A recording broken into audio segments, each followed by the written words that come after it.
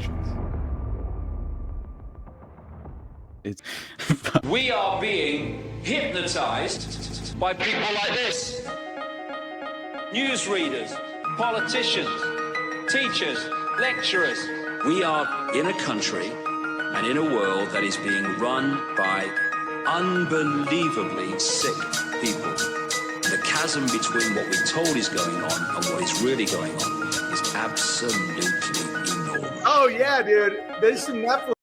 It's like we all know what's going down, but no one's saying shit what happened to the home of the brave. These motherfuckers, they controlling us now, and no one's talking about how they made us modern day slaves. And everybody's just walking around, head in the clouds, and won't awaken to a dead in the grave. By then it's too late, we need to be ready to raise up. Welcome to the end of days. Everybody is slaves, only some are aware that the government releasing poison in the air. Welcome back, ladies and gentlemen, to another episode of Nephilim Death Squad. I am David Lee Corbo, a.k.a. The Raven. That is Top Lobsta, the father of disinformation. Hello. Before we get into today's guest, I just want to remind all of you people, all of you fine people, maybe we stop calling them disgusting pores, huh? How about we say You know, nice that things? comes up as flagged. Like, I've been doing a lot of editing, and they flag it, yeah, pores, but they spell it P-O-R-E-S, and it was like, I think he's calling them poor in a derogatory manner. I'm That's like, he interesting, definitely yeah. is, but I'm I not never saying block that their it. pores are clogged. No, I leave it like that because I want them to know, but it is mean. I think it's mean. Well, okay, so we just want to let all of you lovely, wonderful people who support us know it doesn't Financially feel right, huh? challenged. Yeah, all you financially challenged people, sometime around the 30-minute mark, we're going to be going live exclusively to patreon.com/Nephilim Death Squad. You can continue enjoying this conversation, engaging in the live chat, as well as gaining access to our tremendous backlog of content, which we are chipping this. away at. Look at this. The Incredible, daddy huh? tier? Yeah, The daddy mommy tier, What does daddy mommy tier. tier get you? Can you read that? Nothing. But it's Oh. $1,500 a month. No members. $100 a Zero month, daddy members. Can you tier. believe that? Nobody wants to It's- be mommy and daddy. It's pathetic. It is. We'll drink Well, your I breast guess milk, but we'll only call men. we'll call you daddy for $100. We'll call you mommy for 15. That's a lot. That's. I mean, yeah. You know, mommy's a special term, and only real rich members get that. Let's introduce mommy. Patreon.com. What? Can we introduce mommy? Can we introduce mommy? Yeah. Let's welcome mommy to the stage. Joining us today is mommy. Back once again. This is I think either the third or fourth appearance that mommy, aka One of our Austin Picard, has made. Our on favorite the show. guest. One of our favorite guests One to of our have favorite on. guests. One of my favorite people. Oh my god. Before we get into the conversation, Austin, can you let everybody know where they can find your work? Yeah, for sure, brother. No, as always, man, you guys know how much I love you guys. And lately it's felt like I'm kind of the child in a sort of divorced type of situation. You know what I mean? Like, Oh, nah, We bro. are mommy. We I are know. mommy. we are mommy. Yeah, exactly. We are mommy. I've been Mother missing you horse guys, eyes. honestly, but yeah, you guys can all find my work at the Underclass Podcast, and the best place to support me is definitely my Patreon, patreon.com/the Underclass Podcast, because essentially, like at the lowest level, the $3 tier, you still gain access to the paywalled show that I have with Sam Tripoli and Brad Binkley called Whatever This Is. Nice. And yeah, man, it's been a lot of fun, honestly. I think You also do another show with one of my favorite people. What's that show called? Already Dead with my brother Jose Galison Sweet, and sweet from No Jose Way Jose and Jules, our shameless producer Love who Jules. absolutely and honestly he's been stepping up his game. I love Jules, man. He's the and it's hilarious seeing him on the ones and twos, you know what I mean? But he's gonna help. He's gonna co-host on the 29th with me. Actually, we're gonna have on Donut. Yeah, because Your Jose's gonna be doppelganger. gone. So yeah. I was like, oh, we got to make that happen. We just hit it off at Bro Grove. Honestly, I love that guy. That was a lot of fun. Yeah, Joey I that saw is you one of guys. my They were favorite doing the people. Spider-Man meme. Like, there's like you, and I was like, Yeah, basically. The like whole who did I fucking invite time. here? It's like both of these guys. When they were both sitting on stage, I was shocked because I know we've talked about it. Yeah. Like they look very similar, like on screen. When you guys were sitting next to each other, Yeah. that was alarming. I felt like we had two MKUltra clone babies that like Oh broke my God. out into the world and then somehow were reunited on stage. It was at Rebranding. jarring. Like I was running back and forth in the back, and I was like, I'd like look on stage. I was like, I don't have time for this. Every shit. time Like, I looked at him, I grabbed for my gun. I just felt unsettled. I didn't know what it Oh was. my God. It was like, Part of what the is same that? Oswaldian Carrie Thornley breeding experiment or something. I was like, one of these guys is going to try to us for sure. That's why they were sent here. No, That's why they were sent I here. found out he was a when I got a little, suspicious, but He's very suspicious of himself. right. Fucking donut. So it's really funny. The first episode we ever did of the official Nephilim Death Squad, we somehow got Donut. And Episode wow. 1, yeah. episode 1 is like, hold on, where's my button? Episode 1. Oh my God. And I didn't know he was, and I kept saying anti-Semitic because at the time that's what was. Oh my God. He just keeps That's smiling. Yeah, all the kids. He was just like, And you know what? To his credit, he's still stuck. I thought he was. I think he was like a little suspicious, but like I was like, listen, man, I don't hate you. I just thought it was funny. No, your it death. actually, Donut is a fascinating one because if you, he's actually called me before to tell me like, hey man, I'm going through it because of, and I go, wow, let's talk about it a little bit. And so he had to, we logically helped him get through the woods on that. Now he's in a place where he finds it funny, but he also realizes like anybody who's doing super obsessive, high level noticing all the time, there's something else going on there. But Or as they're a while, fact, it's freaking him out. There's a thing right now that I'm looking up because as we're talking about the stuff, what did I say here? Okay, there's like a back and forth between GNN, the Gentile News Network. That has a funny name. I actually enjoy the account, and Owen Benjamin, and he's like, wow. I bodied him. He bodied Owen Benjamin because Owen is saying that he thinks the psyop with this Epstein file stuff is to get millions of people to ask for. Yeah. And Interesting. I don't know if that's exactly it, but I'm suspicious of what the push is. And Yeah. in classic fashion of this guy, he actually used to follow me because I was the original noticer. And then I stopped. And this guy now has, let's see how many. He's got, almost 200,000 followers. Purely from noticing. That's it. Ooh. Like, there's nothing. I mean, it's kind of funny, but there's no other content there. And I'm right. I think after a while, you should maybe like, I don't know, if you're a comedian and all you do is one joke, the same joke all the time, and now you're on Netflix, I think you need to step back and go, what am I doing? Well, Why is this? Can you pull this up on the screen top? It's one of the things I'm sharing. So I know it says that for the audience who's looking or who's watching, it says that the post is unavailable. But this guy, I said, I'll settle for the names of the offenders because this guy, Avaricum, whatever, he tweeted and it went Avar I come. It went super viral. And it was basically him saying, release the videos of the child abuse, something to that effect. Of Release the child the abuse. cum. Release the cum. Give me the. And I'm going, wait. Who's asking for that? Who's asking for these videos? I don't know if anybody remembers, but we've talked about it on the show before when those police officers were supposedly tasked with looking at, I think it was Anthony Weiner's laptop. Yeah. The video, just the footage on the laptop was so harrowing that they couldn't watch it all at once. They had to watch it in shifts. Police officers were vomiting and sobbing while they're trying to get through what is on this laptop. And then I think out of the 9 or so officers, including the chief of police who were, overseeing this case, if I'm not mistaken, all of them mysteriously died under strange circumstances. How many? Absolutely. There were 9? I think there was 9. And the evidence warehouse burned down suspiciously in an arson case, which an I found- unrelated arson case. Yeah, allegedly, right? Yeah, I know that's what they would have us believe, but that's an interesting thing because I'm not saying Owen has this really fascinating way of cutting through the fat and finding the core of a thing. Yeah, And almost too quick. Like all almost the time too for quick. me. Yeah, I'm uncomfortable with it, and I'm a guy who very much is like vibrating on the same level as Owen. But when he jumps right here, and I'm like, I'm not ready to jump there yet. There's usually steps there, right? Boom, boom, boom, boom, boom. But this he's jumping all the way there, and that is very strange. And man, I mean, listen, put a bookmark in it. That might be the case.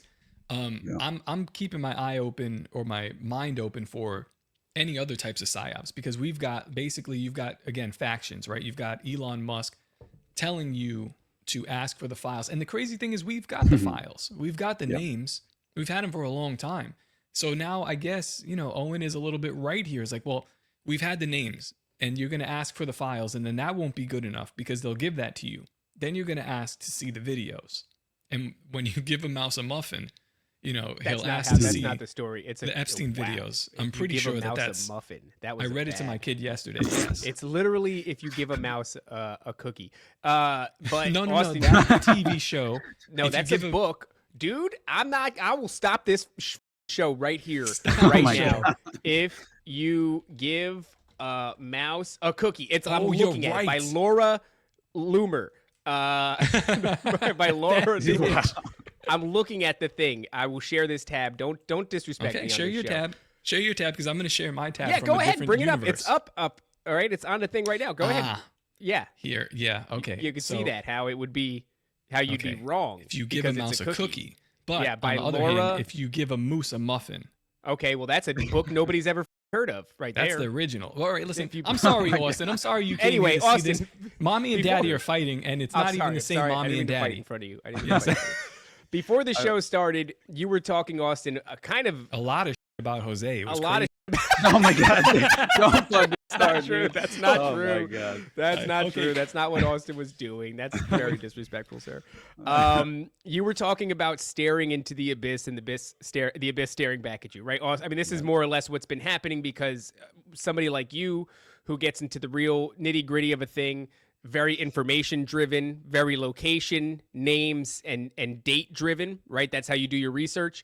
And of course, right now, everyone is gripped with this Epstein story, and you were expressing kind of how it's getting to the point where it's unhealthy to be looking into this. Can you talk a little bit more about that?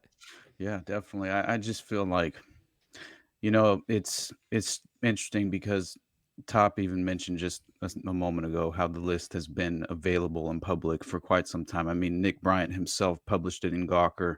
It's just like if you go, and by the way, I told this to Sam and Brad the other day on whatever this is, because to me it's sort of like perfectly emblematic, symbolic of the current environment that we reside in at this moment, which is basically how the power paradigm functions. How it kind of, I think clearly we're witnessing kind of like the consequential outcome of certain aspects of assets who are very much, kind of overexposed, being left hung out to dry. And I think in terms of Nick Bryant, he always tells this story about how he went to meet with Rusty Nelson, who was a blackmail photographer from the Franklin Network, right? And he meets with him. He's promising to take Nick to a location where he will show him evidence and prove certain, right, essentially just prove certain connections that he was already very much certain of. And but from within, internal documents, legitimate evidence that can prove this fact, because his role was to actually compromise diplomats, politicians, individuals who were around these children and participating in these sinister proclivities, right?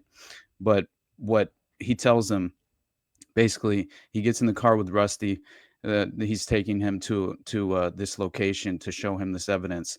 And a state trooper, he claims that this is basically out in the boonies. There's nowhere, no one else is around. And all of a sudden, a state trooper pulls him over.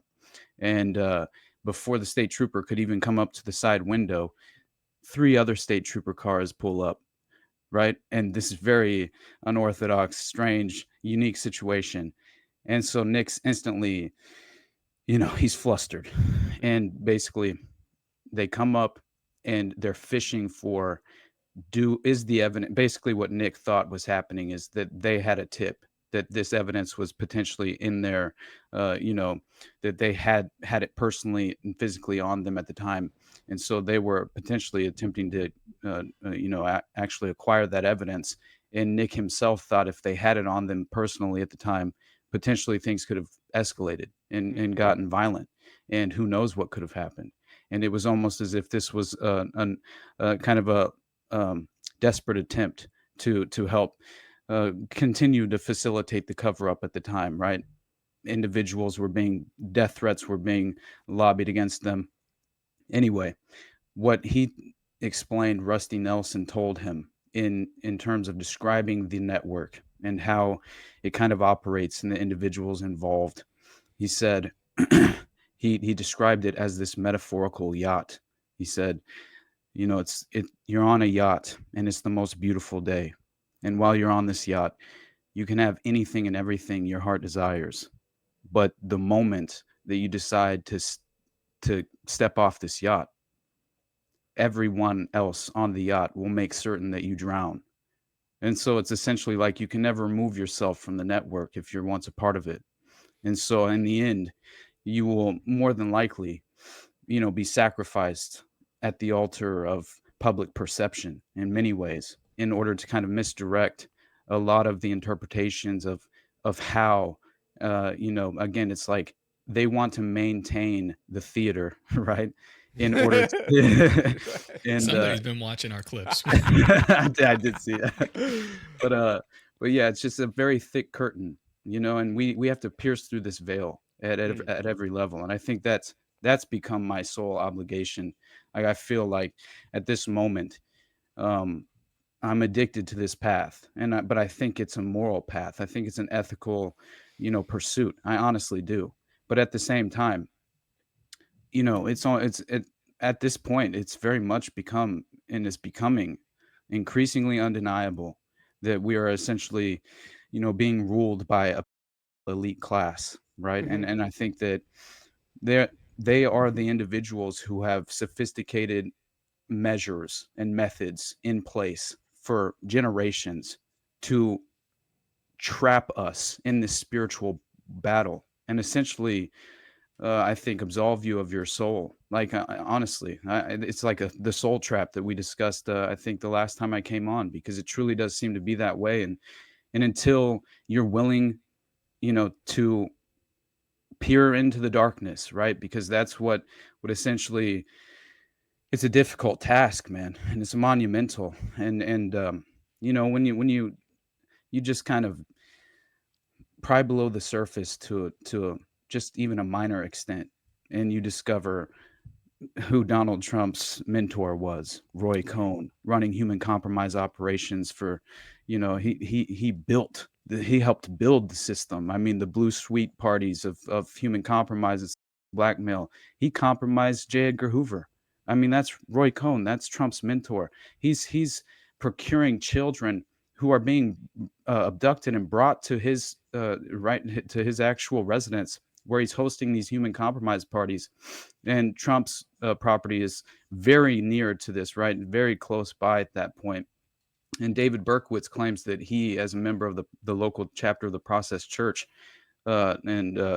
essentially they were abducting children and providing them to Roy Cohn for these blackmail human compromise parties. And then beyond that, it's like Trump himself being sued. You know, he's been sued for allegedly Katie Johnson, I believe was her name, right? Was that the crazy? Definitely, there's a few of the crazy bitches Well, out I think there. that the most prominent example of any of his allegations, assault allegations, was that crazy woman with the short hair. I forget what her name was, but she gets toted out onto the world stage, and then she becomes sort of the main figurehead when it comes to like leading the charge against him for that, you know, allegations of that nature. And she's very quickly exposed as out of her mind, which I think is like, oh, perfect. You know, I mean, if you're Trump's PR team, absolutely perfect that this woman is the one who is going to stick in the memory of, because then what it does is it supports that narrative that these are just shots across the bow to try to take him down. And it's they're baseless accusations, and they're just more things that the media is levying against him that are paper thin and fall apart. 100%. But I just, you know, the issue to me, it's like Trump himself, he obviously, it's like, yeah, we definitely, I agree with what you just said, because obviously the intention is for us to focus on, the misdirection, which is clearly the attempt at undermining the credibility of any other allegations that come forward that kind of are any, at the very least, similar in any way. It's Yeah. already casting doubt You just just go, oh, based on, more of the yeah, same. exactly. And it was interesting because it was almost like the Me Too phenomenon that occurred, right? Kind of like Yeah. paved the way to a lot of that, as well, as far as just psychologically at face value, kind of dismissing some of those allegations, because You they're could look at so the Me extraordinarily Too, ridiculous. what would you call it? Me Too, event or phase or trend that was happening as a psychological operation, just based off of the people who were propagating it, which were Hollywood celebrities, Yeah, right? Those are the exactly. people that are getting up on the world stage crying "Me Too," and those are their propaganda arms. Oh man, I saw there's a video of Marina Abramovich, and she's talking about how Trump is a magician of the highest order, Hmm. and he's essentially creating order out of chaos, right? And basically that it, to me, it was just, it's exactly what, for her to put it into that context, it made a lot of sense for me, because obviously, I mean, understanding individuals like a Jimmy Savile, right, who I kind of like, clearly he believed himself to have been an a sorry, an occult wizard, or like a warlock of some kind, right? Where he's essentially like, he was casting black magic spells with Sure. his cigar, like, and his jingling keys. Like, he is very strange what he actually was, and even his burial, right?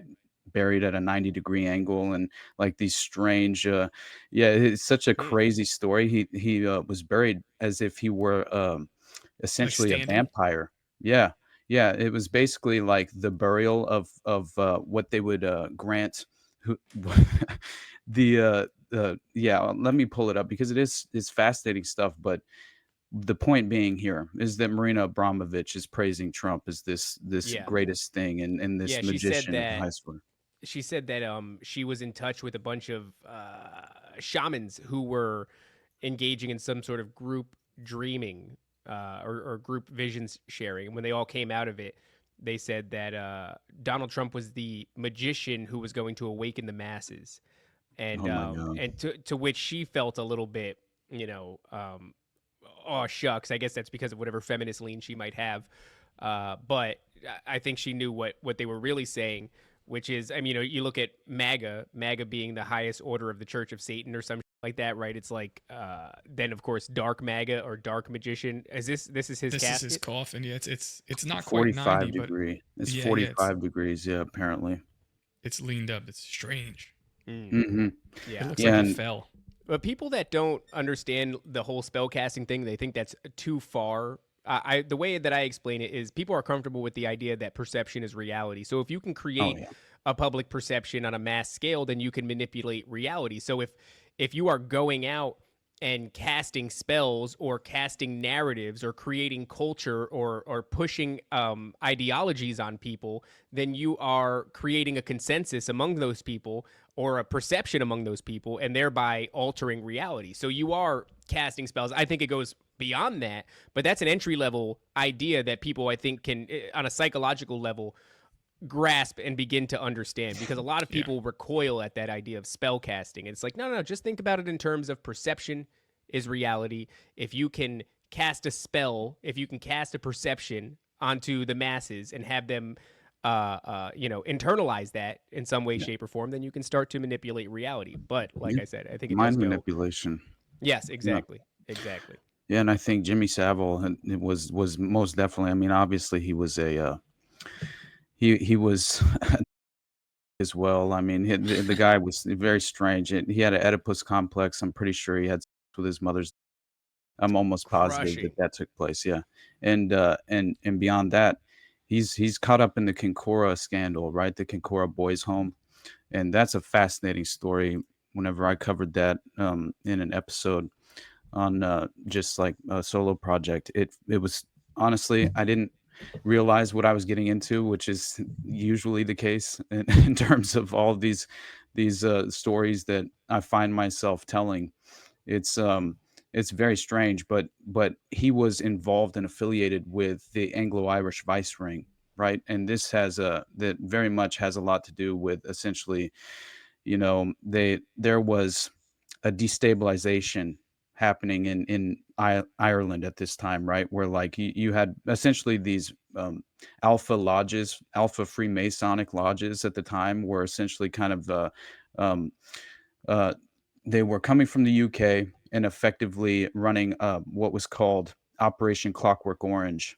And it's really crazy because I believe this was prior to the film being made, but it might have been directly after, if I remember now. I can't quite remember the details of that, but I do. It's so strange how they name these covert operations, but I discovered that basically there's a long standing essentially destabilization operation to divide Ireland into two and just kind of like rule over the pieces in certain ways, and that happened. It happens so very often. I mean, it happened just recently in Ukraine. Now it's happening in Syria, which Syria is already kind of a broken state in so many ways, but it's still like what inevitably occurs whenever you have this sort of failed state and destabilized environment, strategy of tension in many ways, which always falls perfectly into the playbook of Gladio, right? But still, you have this kind of like ground zero for basically exploiting this crisis.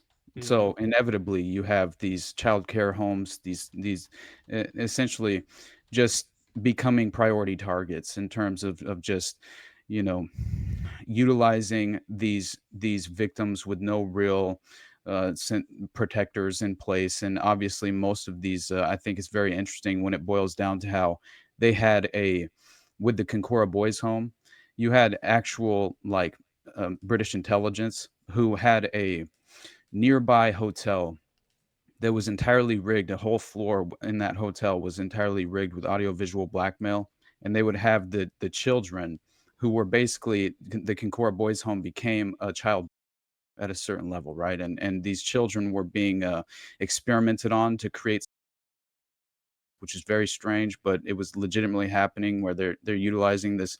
Yeah, there's clearly there was satanic ritual abuse that was taking place as well, but it gets far deeper than that. And but Lord Mountbatten is involved, and other VIPs in the network like James Molyneux, who is an MP, and they enjoyed like this steady access and stream and of supply of these vulnerable children, right? And so you have not only child abuse and blackmail, but you have the of course this sort of like state sponsored terrorism that's taking place, which again is very much perfectly in line with the Gladio playbook.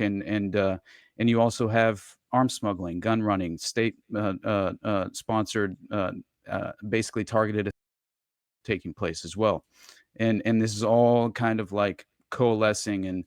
And again, this is sort of the enterprise. I think it's how it functions. And I've witnessed it with like Marc Dutroux, right? Is just a perfect example that I always use. But yeah, you have child psychiatrists who are involved, and it gets very strange. They have this elevator trick that they utilize, right? And it's basically it was these young children were being conditioned and groomed as intelligence operatives used to compromise prominent people. This is exactly what they would call the elevator trick, where a victim mentioned this technique, which was known for apparently they would allegedly perform at this particular hotel that had the audiovisual blackmail set up in it that was nearby the Concora Boys Home. And the UK Ministry of Defense were legitimately involved in creating this human honey trap operation, which is just fascinating to me. But this is all later on been, at the very least, it's been exposed as reality. And you have even um, like modern day, right? You have victims from Concora who still have yet to receive any real just they have yet to receive any justice of any kind, right? Which is just fascinating to witness. The same with like the psychopath machine, right? Which is just unfortunate in terms of the what's the name of that institution? The Oak Ridge facility in Canada, which is just fascinating how they were legitimately, it was just an offshoot of MKUltra and the Montreal experiments at the time. I think But the yeah, same thing was going on with that institution in Utah that these kids were getting sent to from. Remember, like Dr. Phil sent the Cash Me Outside girl there. It's like a re-education center for misbehaving children.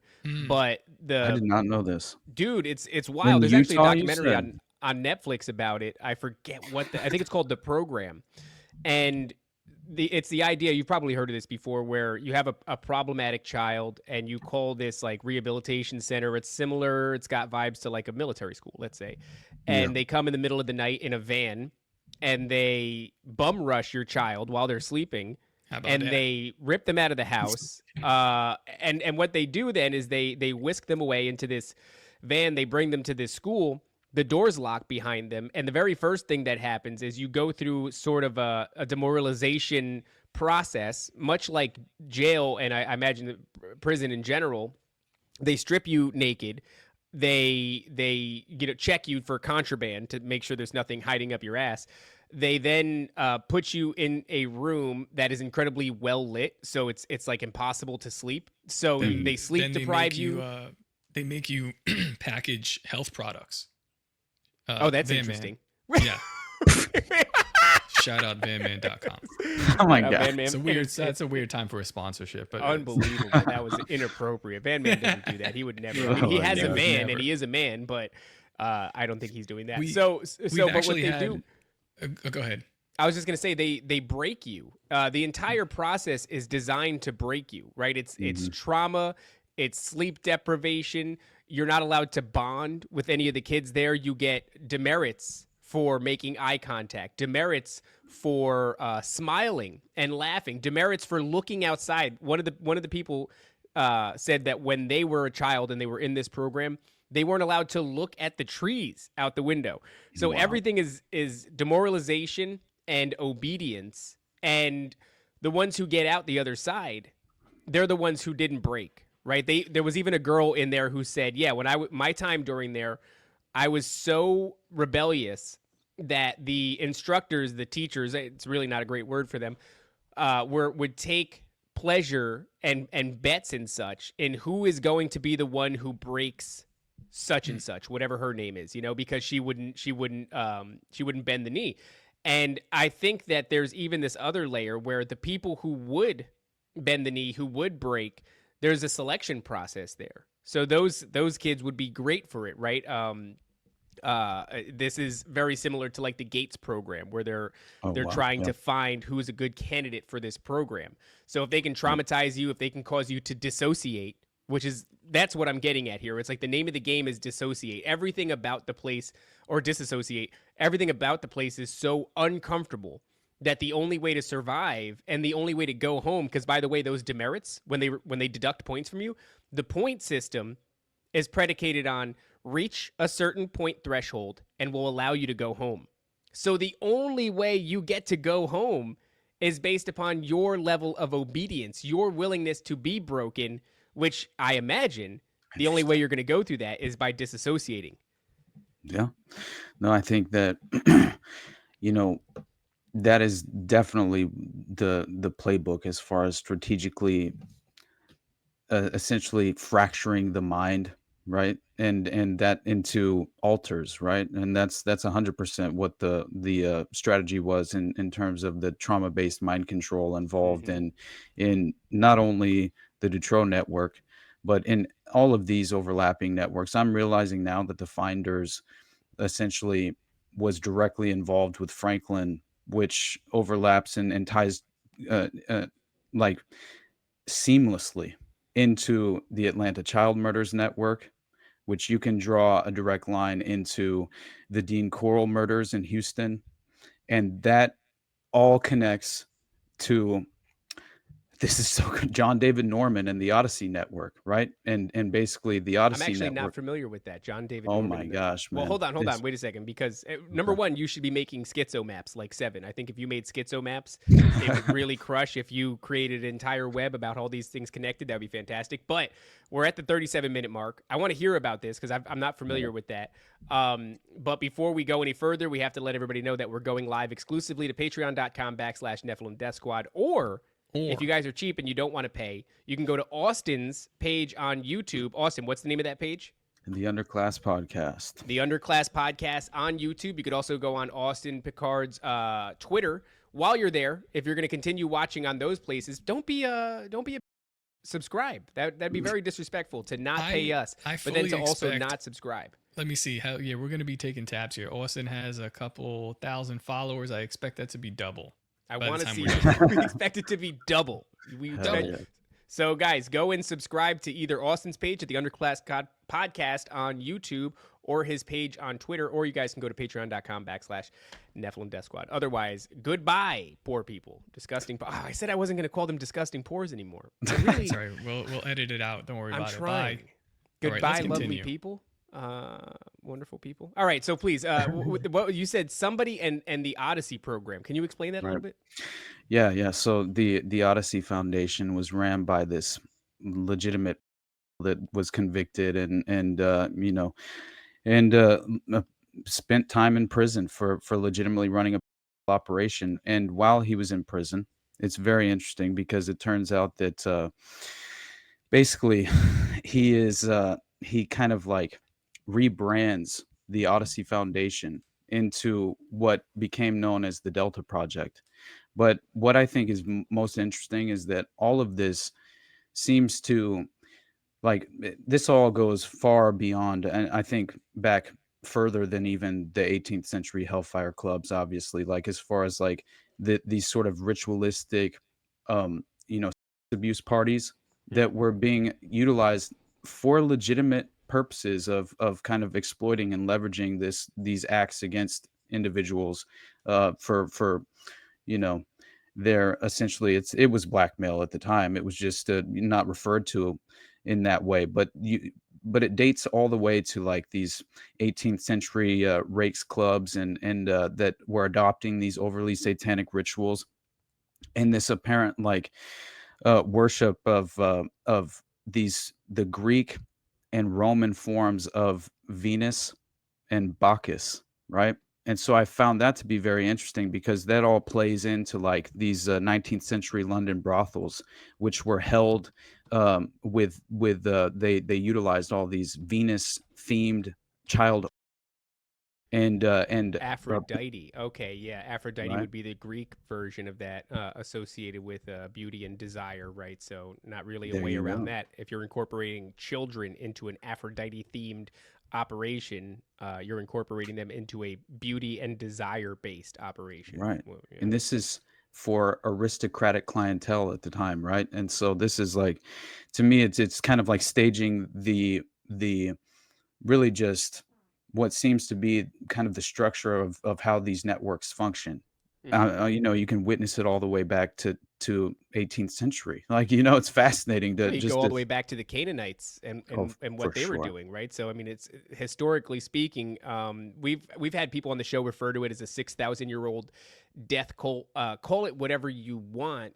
Mhm. There's nothing new under the sun. This child's element in conjunction with deviance and there's an element that isn't talked about as much.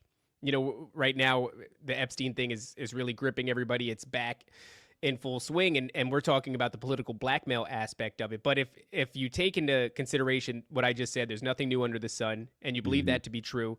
Well, if you look back into antiquity, when they were doing these things with children, they were also doing ritual magic. So it's not just this element of blackmail. It's not just this element of traumatizing and compromising. There is also a spiritual element. A lot of people don't like looking at that because it's less tangible, right? We can get flight logs. We can, petition for lists to be released. We can look at names and times and locations. It's much harder to grasp onto the spiritual aspect of it. But much in the way that has always been the case. These things never seem to separate. I believe it's still exactly what's happening right now, which is why you always find this satanic element. Yeah, 100%. I found it very interesting because it all like seems to involve the Minoan myth of the Minotaur and things of that nature, which it's all like ancient Babylon. You know, Yeah, it's a, the that's a, Minotaur being our idea is that a lot of these entities, these creatures, were offshoots of real entities. These aren't just like euphemisms or metaphors or anything like that. This would be the byproduct of a fallen angel. The cherubim were said to have the face of a man, the face of an eagle, the face of a bull, and the face of a lion.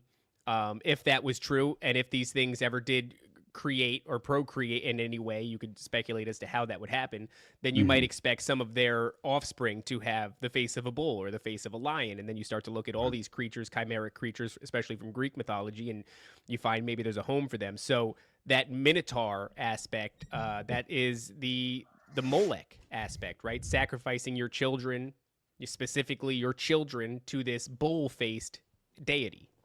right. Yeah, that's to me, man. I think the only reason that I brought up the 18th century Hellfire clubs and the rape clubs of the 19th century as well is mainly because I feel like it provides us with the modern template.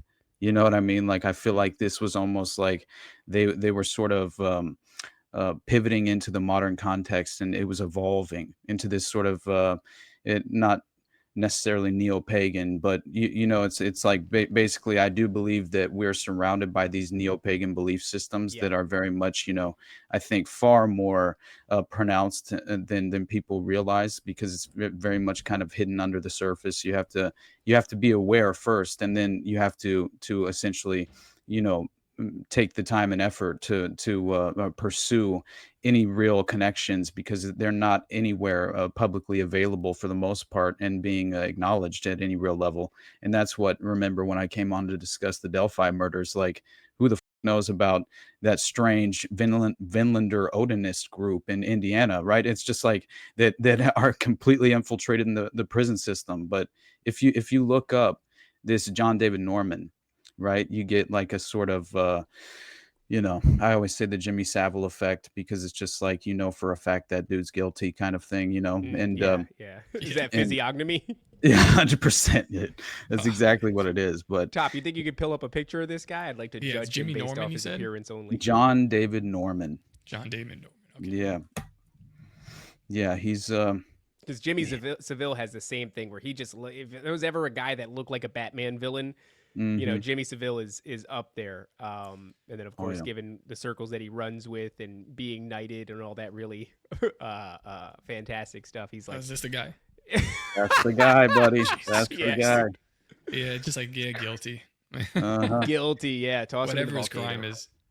It's so crazy because he's directly affiliated with John Wayne Gacy, as I mentioned, right? yeah. And that, to me, it's like I'm beginning to question the concept of serial killers in general, very much the same as what has been kind of presented to the public for far too long, which is Are you essentially questioning that, Austin, in the context of them being a fall man Yes. for all of these Whoa. children that are just getting trafficked? yes, Austin, before yeah. the show, Austin was like, he's like, I think I've looked too deep into the abyss, and I can't look out. And now he says that's a crazy. I'd like to hear more. What? It's like legitimately, I compared it to the concept of essentially how films have been presented to the public as an urban myth for so long. It's, you know, it's just like frustrating at a certain point, but I think it's a manufactured misconception, man. Like honestly, at this point, I'm not denying the fact that there haven't been psychopaths who have committed Sure. multiple murders, obviously, but I think this sort of like larger than life representation of it's almost like supernatural in Like certain the ways. Zodiac. Yes, I view the Zodiac. Now, there are multiple murderers involved with that, and I think the Zodiac was even considered at one point to be William Mincer, who was Bill Mincer. They called him Manson 2. Okay, he was a hitman, and he ran security for Larry Flint, right? Who, what was his pornographic company that he ran for so long? Hustler, right? Wasn't that? Okay. Yeah, Larry Flint ran Hustler, I believe, and it was basically where he was. Yeah. And so he was a pornographic, producer, and he was running Hustler magazine as well. But he was in Atlanta, which I thought was kind of interesting because he directly connects to Wayne Williams and the Atlanta Child Murders Network, right? That was being, I'm telling you right now, this is the problem, dude. Like, I definitely caught a glimpse into something I was unexpected. I did not expect to discover. And Larry Flint, he had a individual who was providing him with security, basically advice, allegedly, was on his security detail.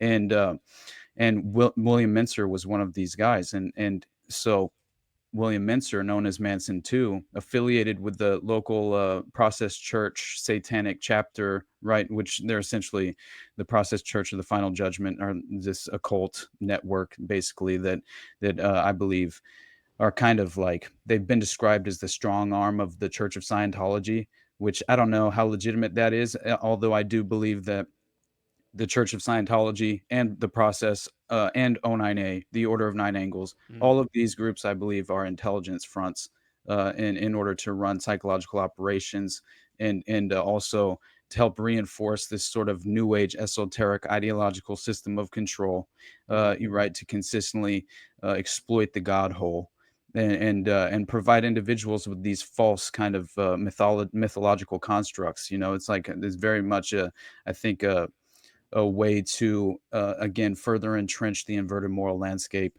provide people with these false frameworks in terms of their ethical values.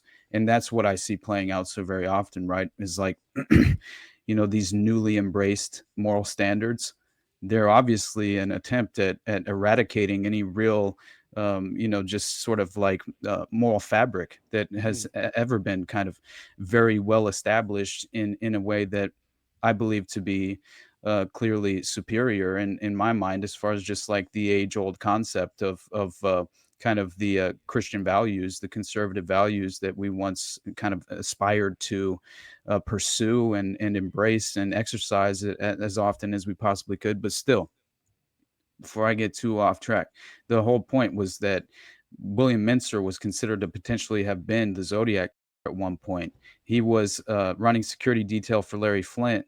Later on, he ends up becoming a hitman who murdered Roy Radin in the Cotton Club murders. And Roy Radin was a producer as well. He was a Hollywood producer who was basically he had an upstate New York mansion as well. And his death was entirely ritualistic. His He had murder, an it was upstate very New strange. York mansion. Hmm. That's And interesting. what they were doing there was apparently running human compromise, blackmail operations, and having parties that were very similar to that of like the Pink Ballets that were being conducted within the Dutroux network, which is just like, at that point they were just running compromise parties at these like local castles yeah, I swear it's crazy, in like members of of NATO, like Michael Aquino, right, was Right. legitimately attending some of these parties when he would go on these diplomatic missions, and they were old castles, brother. So the occult aspect of kind of as far as just at the very least the kind of very pronounced Helena Blavatsky thread throughout the belief system of the SS at that time, they practiced what was it, the Theosophical Society. They were very much it was definitely, theosophy was a huge aspect, but it wasn't only that. It had its own kind of like flair to it, clearly. But anyway, Well, the can point I being. ask you something? I'm sorry to No, go derail you, ahead, buddy. but on the topic of how constantly these occult practices permeate all of these operations, what do you make of it? Do you think that this is an elaborate ruse to play off of the pre-existing ideologies of a group of people? A lot of people will sort of, I don't want to say dismiss it, because that sounds reductive. I mean, there could be a rich body of, it's not what I believe, but I can get behind the idea that there's a rich body of control mechanism behind creating this occult scaffolding or building your thing on this occult scaffolding, because then the people that you're going to influence, given dependent upon their belief system, might galvanize to it, you know, more effectively than they would otherwise? Or do you think that there is a real spiritual component to this? I You think know, people question. on that is a great question, because it's something that I'm trying to decide for myself on a daily Mhm. basis. Honestly, it's hard. It's hard to interpret exactly. I do believe that obviously you have members of certain leadership factions that are clearly exploiting the lower level initiates, things of that nature. But I also do believe that there's fundamental belief in an active practicing of black magic rituals that they believe legitimately has an effect on reality itself, and you know, claiming that not only does it require, you know, this is another reason why they utilize German shepherds, I believe, because they essentially, it was described to me as if they had they were the most intelligent of the species of animal, of a dog. So therefore, it was the closest you could come to sacrificing a human being. So mm, essentially, that was the reason why the occult, like for example, Hitler possessing right. so many German shepherds. Why? Why was the SS providing, as far as like it was a loyalty test, a puppy, a German shepherd puppy, to right, the elite members, and then they would raise the puppy, and then they would be forced to right, murder the dog, right, Yeah. as it and that in itself is like a loyalty test to the regime. I'm And I telling you thought, guys, yeah. you gotta watch the Mother Horse. I'm so sorry because it's like it's every it's consistently coming up. Like in one of the early parts of the story, they're talking about these. It's like a flesh portal that they're keeping open, but it Butthole. requires some sort of human. And below it, they keep humpback whales, and they like the scientist that's kind of like you're hearing the story from his part of the narration. You're like, why the whales? It seems cumbersome. It seems like they're like it's hard to get. Yeah, big pain in It's the because ass. it's a pain in the ass to keep them there, and why are they feeding them to this thing when they could just feed them a bunch of small fish? And it's like, well, the intelligence factor. There's a Interesting. there's a level of emotional intelligence that goes with it, and it's like this whoever wrote that is he knows a little too much, and that's probably why he's doesn't say who he is. Very interesting stuff. Exactly, dude. I've seen Now I that. gotta watch horse lady, whatever it's called. 9 hours. Was it bro. called Mr. Hands? Everybody go watch Mr. Hands. Mr. Hands, don't do it. Oh my god, Don't do that. that's funny.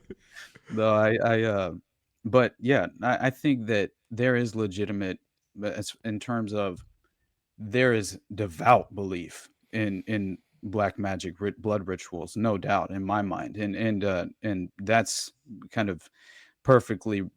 But also, you know what? It's very interesting because there are cases where obviously they utilize the ritualistic nature of a crime scene, that it Mhm. could have been staged to misdirect the public, to Yeah, misdirect yeah. investigators in order to, yeah, and that does happen. I believe that could have taken place at a certain level in the Atlanta child murders, because, but I'll tell you, I'll describe a crime scene where they nailed a biblical scripture to the walls. It's so strange. And the bodies themselves were like, basically, oh my god, there's a theory that because HIV essentially was leaked from Dr. Mary's monkey lab, right? The covert mouse laboratory, or whatever, weapons laboratory that they were essentially running experiments at the time. And it's very strange because Dave McGowan himself even put this in his chapter on the Atlanta case, in program to, he put this potential connection to basically these children being utilized as like test subjects, right? For and also because some of the perpetrators within the network were all dying of AIDS. Mm. Very, very, yeah, it's very strange that began to take place as well.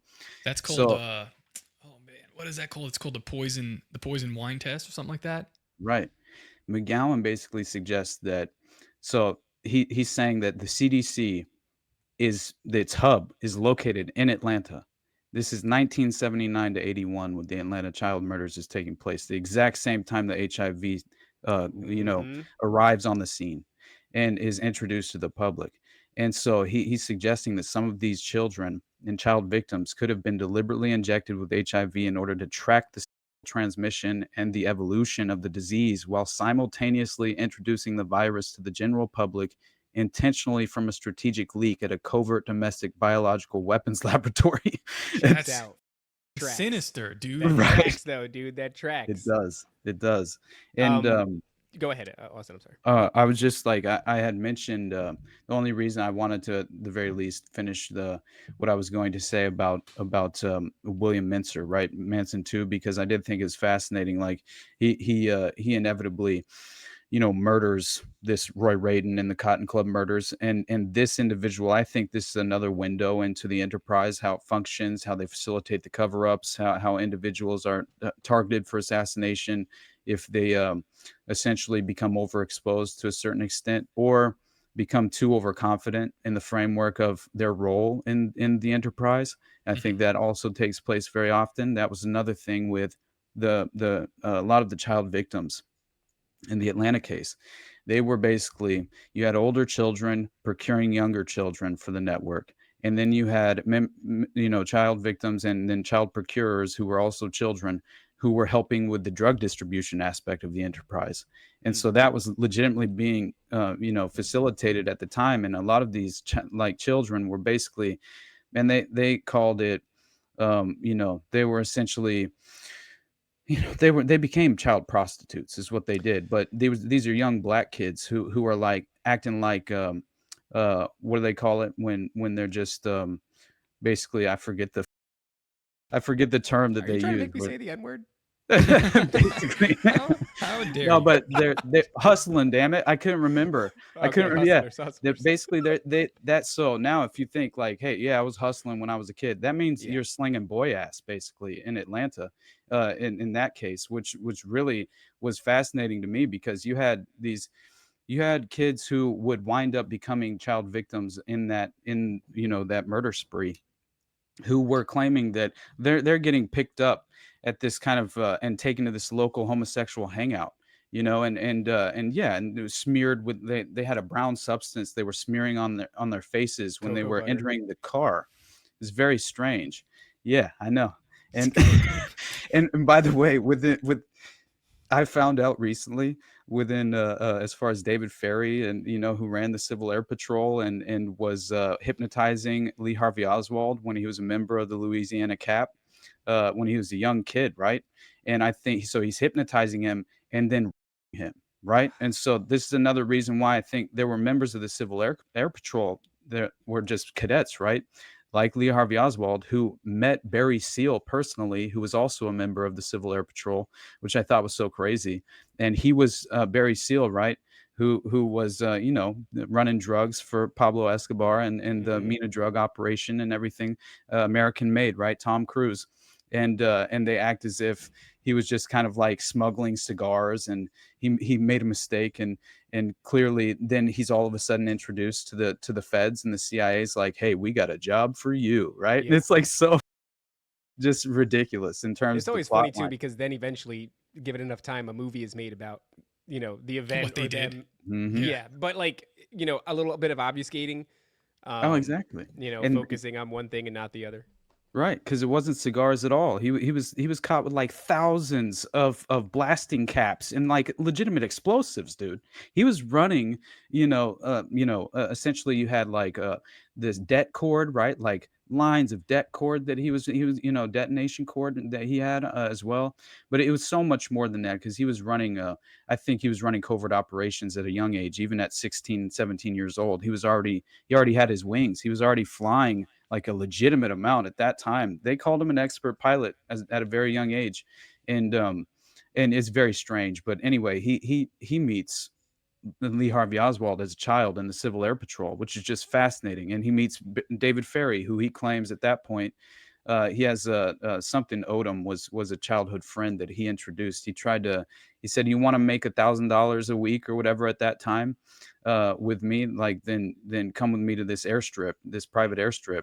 And this kid that went with Barry Seal says that he sees this individual sitting in front of all the cadets, right? That's basically in all black and has like a beret. And he describes how he laughed at the guy's outward appearance because his eyebrows were so ridiculous. And Yeah, it was yeah. David Ferry, right? If you look at a picture of that dude. And so he said that when he laughed, Barry got upset at him for laughing, right? Like, hey man, watch your tone around David Ferry type of thing. And was very upset, and basically he never brought him back. But he did offer, like, if you want to start working with us, we can fly in drugs and weapons, basically. And he was running covert missions in Vietnam at that age, which, or in Laos, and these strange areas at the time where they're essentially kind of like, um it was the really like the Golden Triangle, right? To It was Iran Contra, but before Iran Contra, and that's what people need to understand. And so, but among the members of the Civil Air Patrol was also an individual who apparently was a high-ranking member of. Now, this is crazy because allegedly Marion David Petty, who was the founder of the Finders cult, right? His son was also in the Civil Air Patrol, and he later works for a CIA cutout known as Air America, which was owned and operated by Wexner and Epstein. Wow. Yes. So why are the Finders utilizing the same CIA cutout, right, airline that that Epstein would later utilize when in a very similar context? And so for me, I think that there's no distinction at this point, and I think that maybe if people always like to question how legitimate Ted Gunderson is, and I think it's a real question to ask. I'm not entirely certain how much you can trust him, but I will say that I've discovered so much of what he's provided as far as the evidence and investigative threads. You know, it's been so worthwhile and valuable to my effort of peeling back the veil that yeah, until I find a direct reason to call him this sort of like limited hangout that's attempting to misdirect us in many ways, then I will continue to appreciate what he has to offer and what he believed the Finders was. This is the craziest he as far as just description, because he essentially says that the Finders are a CIA front that he claims was established in the 1960s, and the members are specially trained government kidnappers with top clearance and protection in their assigned task of stealing children, torturing and sexually abusing them, sometimes involving them in satanic bloody rituals and murder of other children with the slaughter of animals. And that was another thing that Paul Bonacci, right, who's a child victim member of the Franklin Network, who helped later on procure other children. And he was also involved in the midnight tour of the White House during the Confessions of a DC Madam case and the Henry Vincent cult. It was basically a male prostitution ring, but he was running it on behalf of an intelligence operative by the name of Craig Spence. And basically he had been kind of like seduced into becoming a part of the enterprise and then couldn't get himself removed. It was very unfortunate for him, Henry Vincent, but because I honestly do think he was just a homosexual who was closeted at the time and was trying to find ways to Suck off engage. dudes. Yeah, exactly. Yeah. And then basically he fell into all of this because of just dudes he was meeting on the reg. You know what I mean? It was just like, it was very strange, but anyway, so then Henry That's a Vincent, crazy like, pipeline, by the way. it truly is, because God. you know what you discover, because Paul Bonaci's get and these other child victims are being given these midnight tours at the White House under George Bush Sr., right, which is just fascinating. And he's directly tied in with Lawrence E. King, right, who's running the Franklin Credit Union in Omaha, Nebraska, and obviously was now Paul Bonacci claims he saw him at Offwood Air Force Base with Michael Aquino, and they were conducting a transaction. So that to me, is very important, because Michael Aquino is obviously convicted. He in my mind, he was definitely a part of the abuse network that was happening at the Presidio in San Francisco, and then the West Point scandal that happened around the same time. But still, the fact of the matter is, like, that Offwood is one of the locations where they claim that Operation or Project Monarch was being ran through, right? Which Michael Aquino has been kind of like identified as one of the key culprits and operators who was in charge of running, the basically Project Monarch, right? This trauma-based mind control type of situation.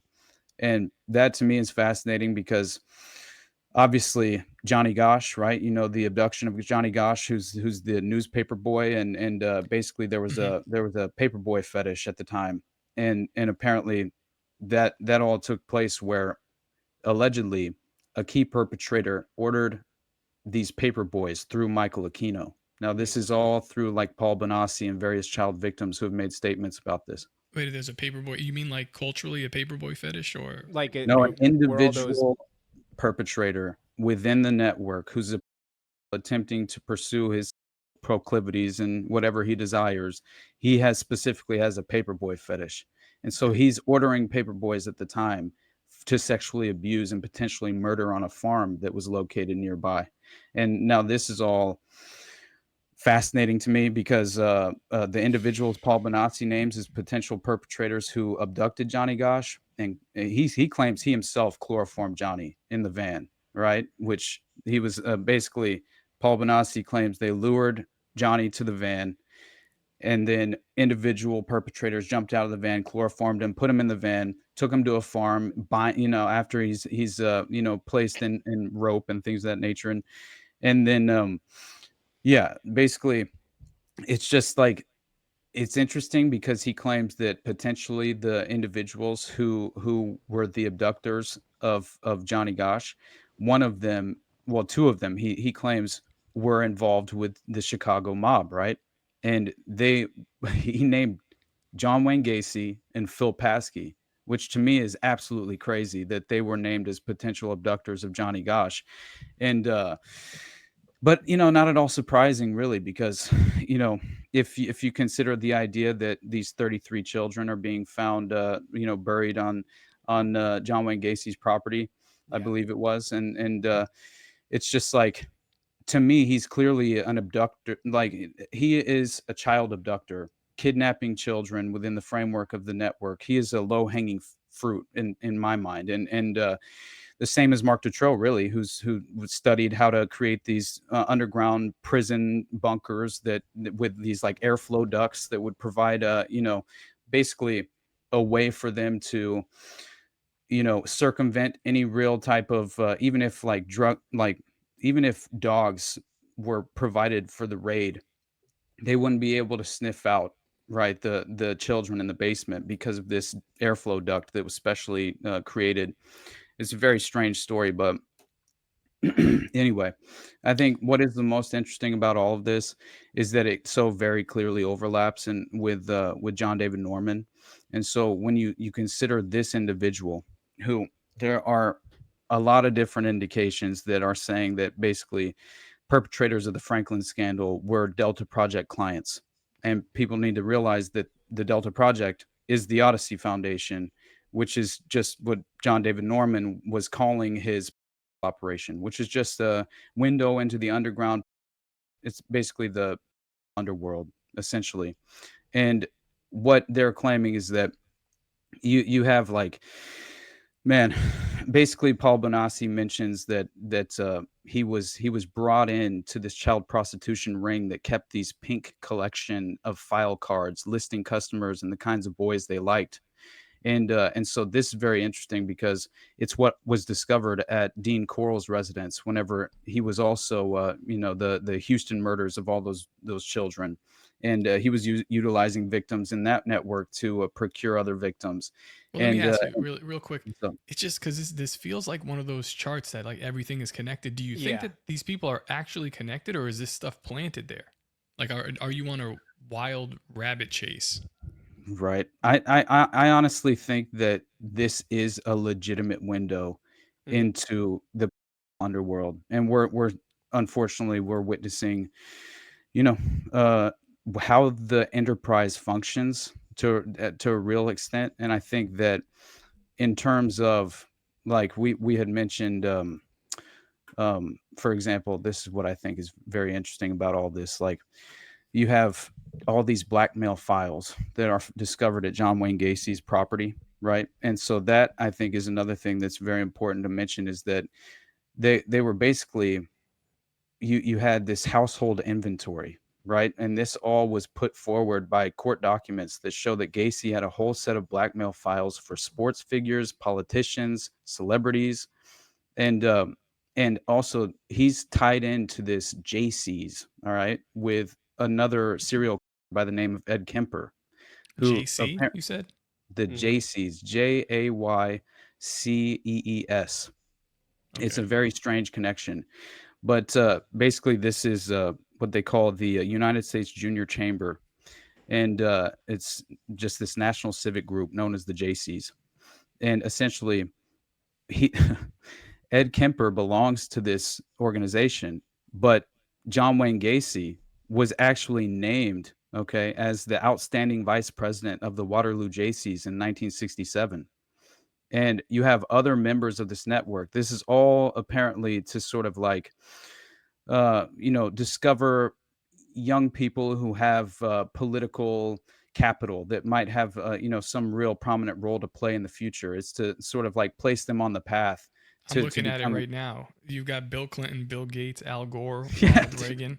What? Holy Oh, it's fascinating. You know what it feels like, Top? Because I understand the question of being like, because it almost seems too good to be true, right? It's like all of your favorite characters all Mhm. wrapped They're all up doing together. But satanic shit right here. And this it's is like, the same thing that we discovered when it comes to like, Jack Parsons and L. Ron Hubbard and Werner von Braun, and then what's Homeboy's name that we've been talking about? We did a couple deep dives on him.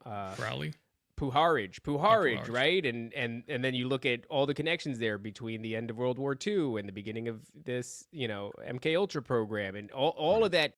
It's like all these previously separate things, they're all tied together, especially during the same couple of decades. These guys all played ball together. So it's like the exact same. 100%. And as far as what happened is basically when John David Norman gets arrested, convicted, and placed into prison for running a operation known as the Odyssey network.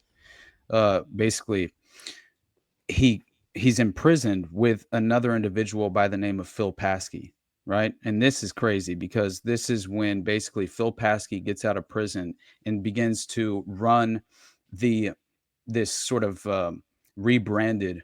They honestly, all they did was rebrand the network. It's the very same network. They just called it something different. It became the Delta Project after the conviction of John David Norman, and it's the exact same underground operation.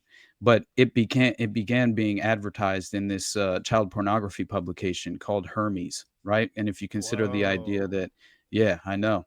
There's And wait. Child pornography publication? Is this yes, I like want man. to search this. How do you even search this, Don't dude? You search need like this, a different but- computer. but a publication, meaning a magazine? Yeah. So they would promote.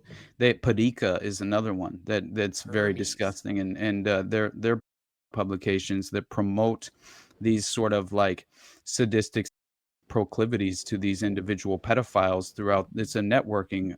Honestly, it's all done privately. Obviously, they're privately distributing this among themselves and attempting to keep it all like sort of. Hermes was being published and circulated by all these associates of John David Norman, and allegedly this was financed by this individual by the name of Francis Sheldon, who Francis Sheldon was an old money millionaire who essentially was he was caught up in the scandal of the basically it was North Fox Island, right? And North Fox Island is very interesting because it essentially it ties in the Oakland County child killers case, okay?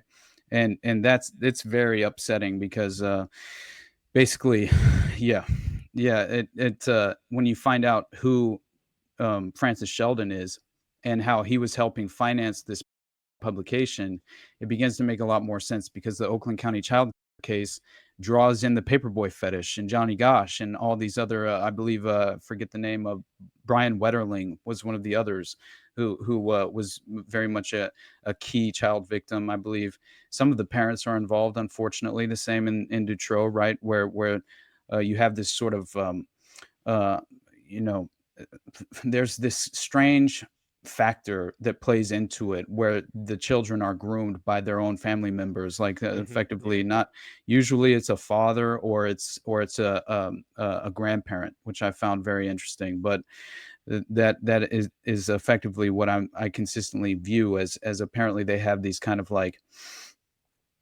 that it's almost like passing down this sort of sadistic abuse network, Well, but there's an element that I don't know how often it comes across your table, given you're much more of the information driven investigator type, but in the sort of supernatural circles where people are sharing their testimonies and such, where individuals who have had this happen, they're commonly known as SRA survivors, but even that I think has this sterilized nuts and bolts kind of a imagery to it, where these people, when they tell their stories, it's much more supernatural than I think we give credit to. And a lot of these people are telling you it's because of bloodlines and associations with these groups that are in one discussion we're talking about espionage and blackmail and things like that, but in their context they're talking about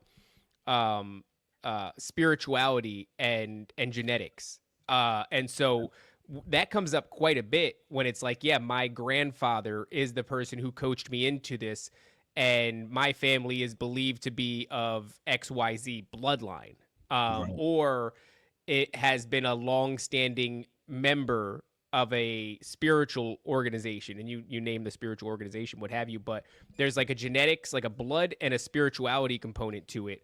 There's also what is that called? Not lineage. It's called iniquity. Iniquity, so it's like a generational iniquity where if this has happened to, I mean, we've interviewed someone like Fringe. We should have her back on.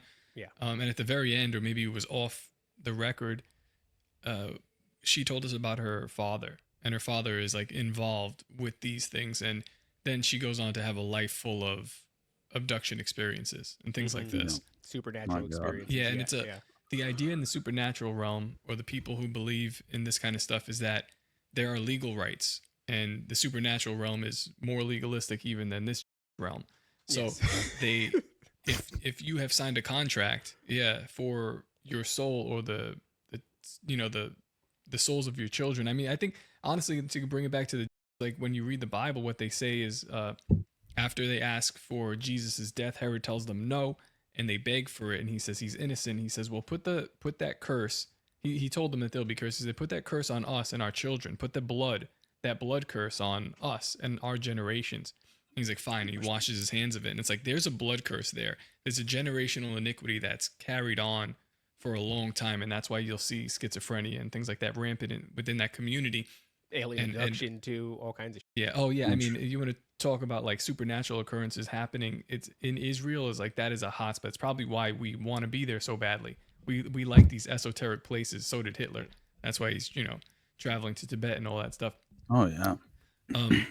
But yeah, it's the idea of generational iniquity. So a lot of these people, I mean, there would be no way to know their family lineage and what they did in private, because none of this stuff is documented. And then you start going back years and years. It would be so convoluted, but oh yeah, man. Well, that's what I'm saying. It's like, as he's telling this story from this perspective, it sounds a lot like the stories we've heard from the perspective of somebody who does not have information. They just know what their family has been a part of as far as some sort of witchcraft or, sorcery or whatever.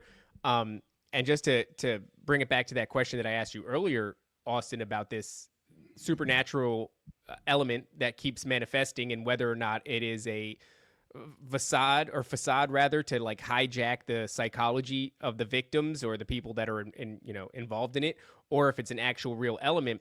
I think the answer is, because it's supernatural, if it was real, the evidence would be intangible, and therefore you're left with a faith-based decision, right? And that faith-based decision is, do you believe that this is real, or do you disregard it and say that it is something that hijacks the psychology of man? And to make that decision, the belief or disbelief decision, you have to look at the implications. And the implications, if it's simply to hijack the psychology of man, then not believing in it means nothing. Right. But if it is real, then not believing it is to compromise your soul effectively. Right? That's where people, I think it's important for people to understand that. It's like, if you don't believe that this component is real and it isn't real, well, then you have gained and lost nothing and you're at net zero, right? If this component is real and you don't believe it, then by virtue of being real, it might be the most important thing ever. And by virtue of not believing it, there is compromise to your spirit, to the supernatural aspect of your own self. Right. And that is something that, it's like when people go atheists versus Christians, right? And it's like, if atheists are real, then, I mean, if atheists are correct, then nothing happens to the atheist. If Christians are correct, then everything terrible happens to the atheist. So if the atheist is correct, nothing happens to anybody. If the Christians are correct, then you'd better consider that, because that means that there is some real serious implications to disbelieving or behaving in a way that suggests it's not real. Right.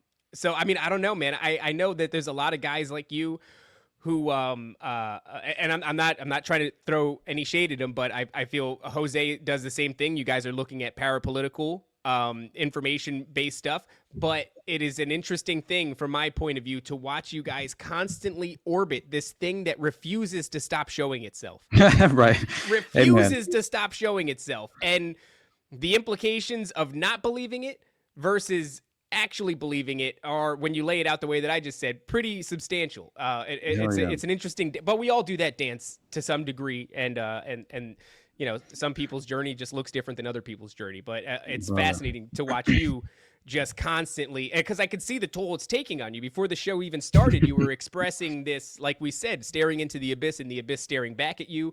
It's got a corrosive nature to it. A corrosive nature to what? It's to your spirit. Yeah, exactly. And I am entirely in agreement with you, man. Like, honestly, like, that has been my path. I've never felt closer to God in my life. And that's legitimately because I got to a certain point where, like, I've been saying the Serenity prayer as a mantra lately, right? Just as far as like, God grant me the serenity to accept the things I cannot change, the courage to change the things I can, and the wisdom to know the difference, you know? And it's just like, that specifically is just because so much, you know, you want to control the outcome, you know, it's just so very, it's things that you have to separate yourself from. It's something we all struggle with, but for me personally, I'm a control freak. You know, I have like, right. I like to definitely have, just I like things a certain way. And so it's something that I have to get outside of myself more often than I would like, honestly. And Austin, do you know what, so in real life, being, you know how to do it? Let me tell you how to do it real quick. Go to Jamaica, say yes to everything. No, God, do that. Oh my God. How you do it? Have with your wife if you do that. It's not a That's joke. What oh my God. God. Leads to.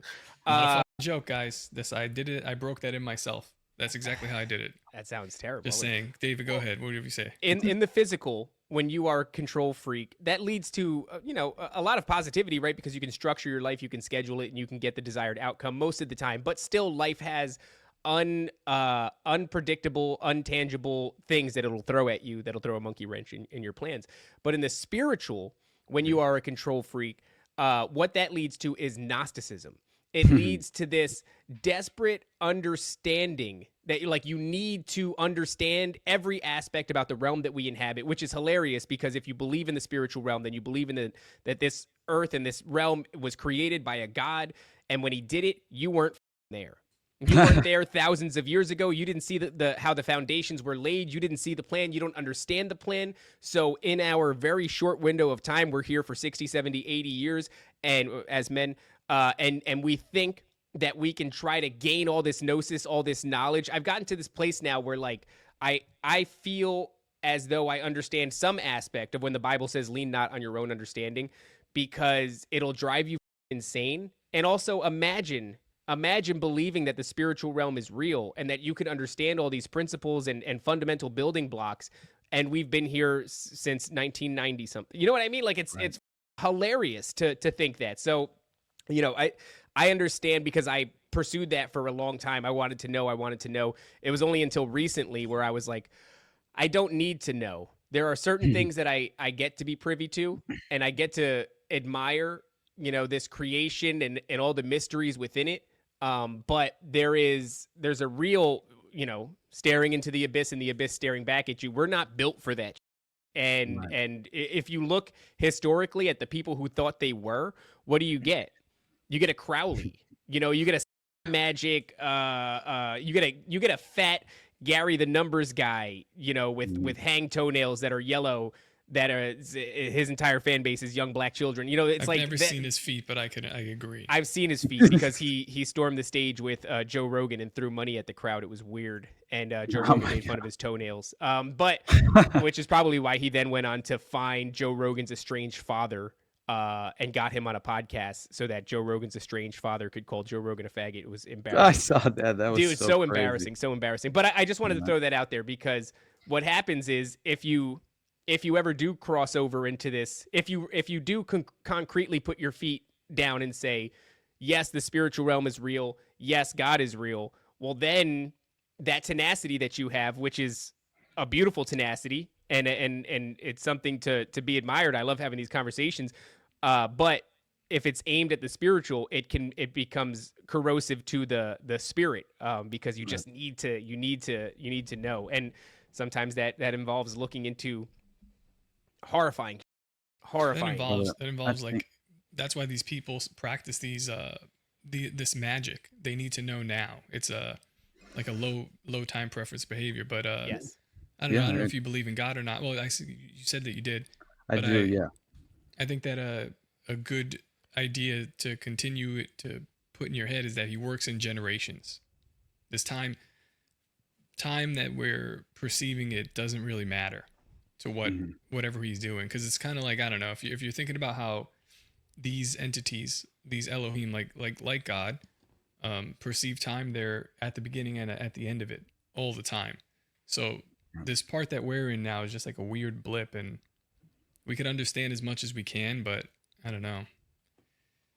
I think you could probably understand more than you're supposed to too, but I think it fucks you up. Dude, I don't know. I'm invested in, whenever I see a mind like yours, Austin. You have this unbelievable ability for information recall. You also have this unbelievable ability to connect these things, and I realize, like, I have that, but like 10% of what you have, and that's what's at least enabled me to see some of these things, come to where I'm at, but then show the audience, like, hey, yeah, these things are real, you know, all you conspiracy theorists out here, but the real thing that you need to be focused on is Jesus Christ. But you have that to the nth degree.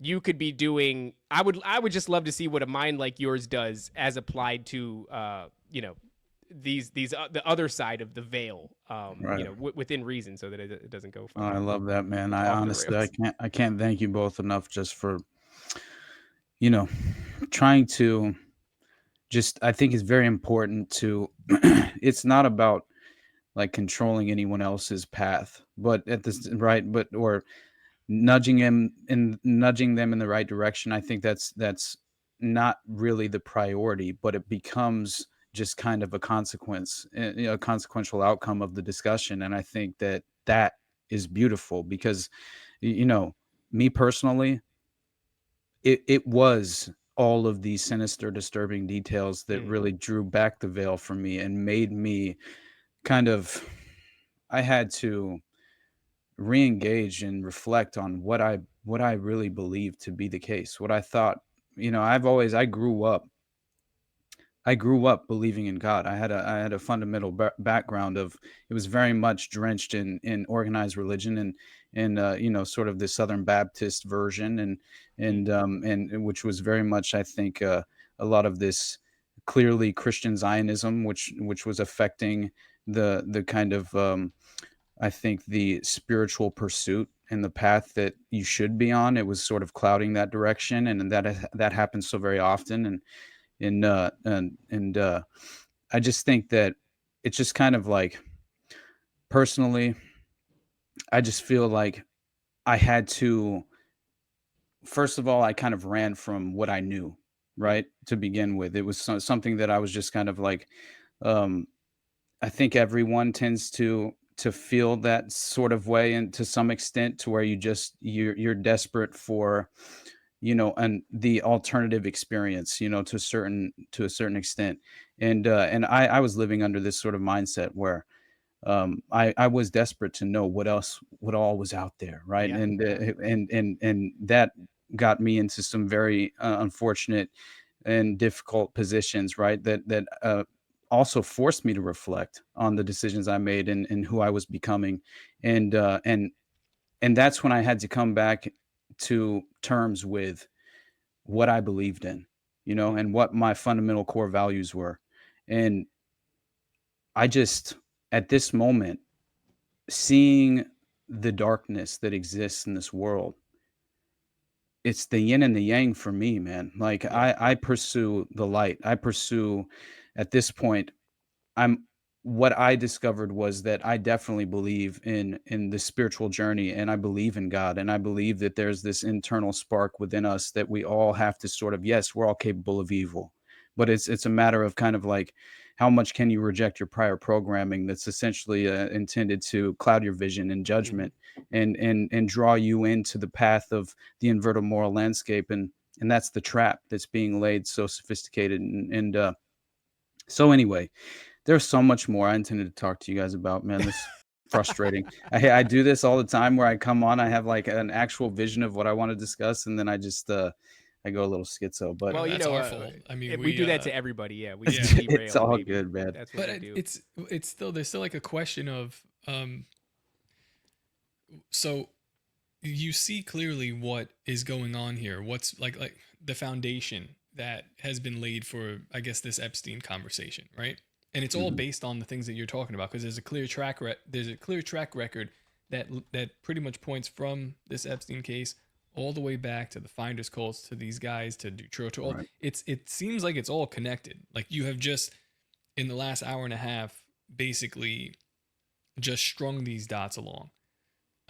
But now we're presented with this question of, why is this? It's an idea that's being flirted with, constantly being brought to the forefront, and now we're playing this WWE type game with it, where I said on the previous episode, the Epstein, not the files, but the Epstein log, the idea of the Epstein, whatever he is, was brought up to us kind of by Trump. He was arrested by Trump. He killed himself under Donald Trump. And we've had Q going on and on about this, and Trump never really shied away from it. Then we get to Trump's part 2, where he gives the files to those people, and they were really just old bunk files, right? It was a whole media thing, but there was there was no reason for it, other than to make, well, you made these people look stupid, but that was a side effect. That's just like part of it. Like, we're gonna tear these people down, but also we want to bring this the meme back to the forefront, and they did that. And then you have Elon Musk saying that Trump is on the files, and then you have Trump now doing this thing where he's playing this game of, it's not that important, we shouldn't release it. The Republicans saying no, now he's saying we will. I don't know what to make of it, but I know that we're supposed to ask for it now. I think that's where, right? That's where this conversation kind of started. Like, we're supposed to ask for this. And I don't know, it's like the contrarian in me wants to say, well, don't ask for it if they want you to ask for it. But then it's like, what are we doing here? Like, we're never really going to get to the bottom of this. But what do you think this is? Why now? Yeah. Maybe a better way to frame that is, given everything that you've seen and all these patterns, it's the same, right? I mean, you just painted a picture of so many things that sound almost exactly the same, happening on a loop. Say here we are the again. thing. Say the thing. Say the thing. It's almost like it's almost like I mean almost like, I'm not saying it is, It's but very I'm saying close. that when I look up, at politics, especially at the, the not in like the mid, but like the highest levels, Mhm. specifically the highest levels, it looks like from here from where I'm sitting, it looks a lot like it looks like kind of like it looks like theater. It looks like theater. Fuck, man. Well, it's just why. The question is like, because I'm gonna ask everybody that comes on, but why now? Yeah, I feel like from day one, I was under the impression, I was under no illusion that we were going to get real transparency.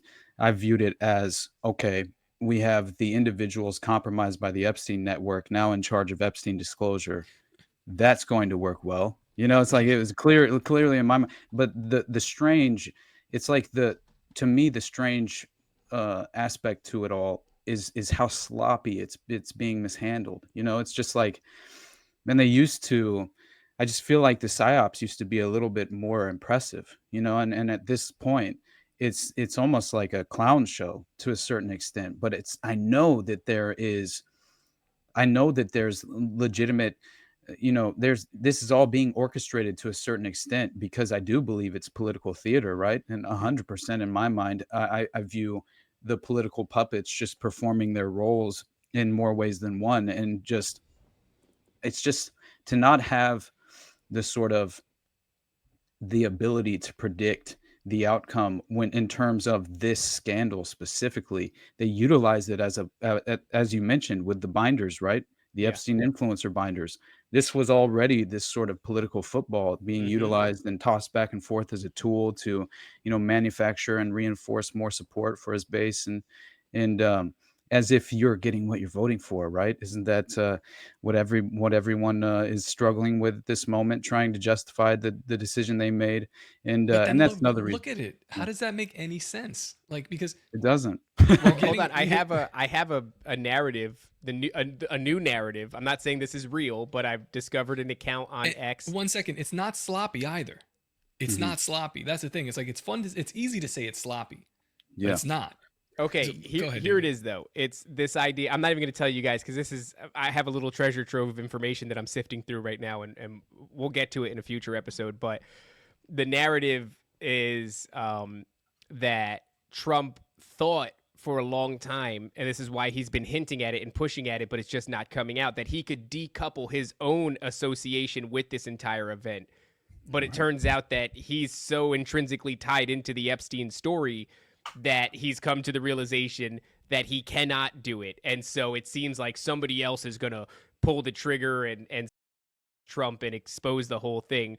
But the reason Trump kicked the ball off, even apparently called for Epstein to be offed in his, because it happened on his watch, right? Mhm. To be killed in his cell, and then go through all this process is he was going to try to allegedly, I'm not saying I believe this, control the narrative, absolve himself from the story whatsoever, and release it, through that. So, thereby taking out his political opponents and all this Do you other know who's crap. going to release it, David?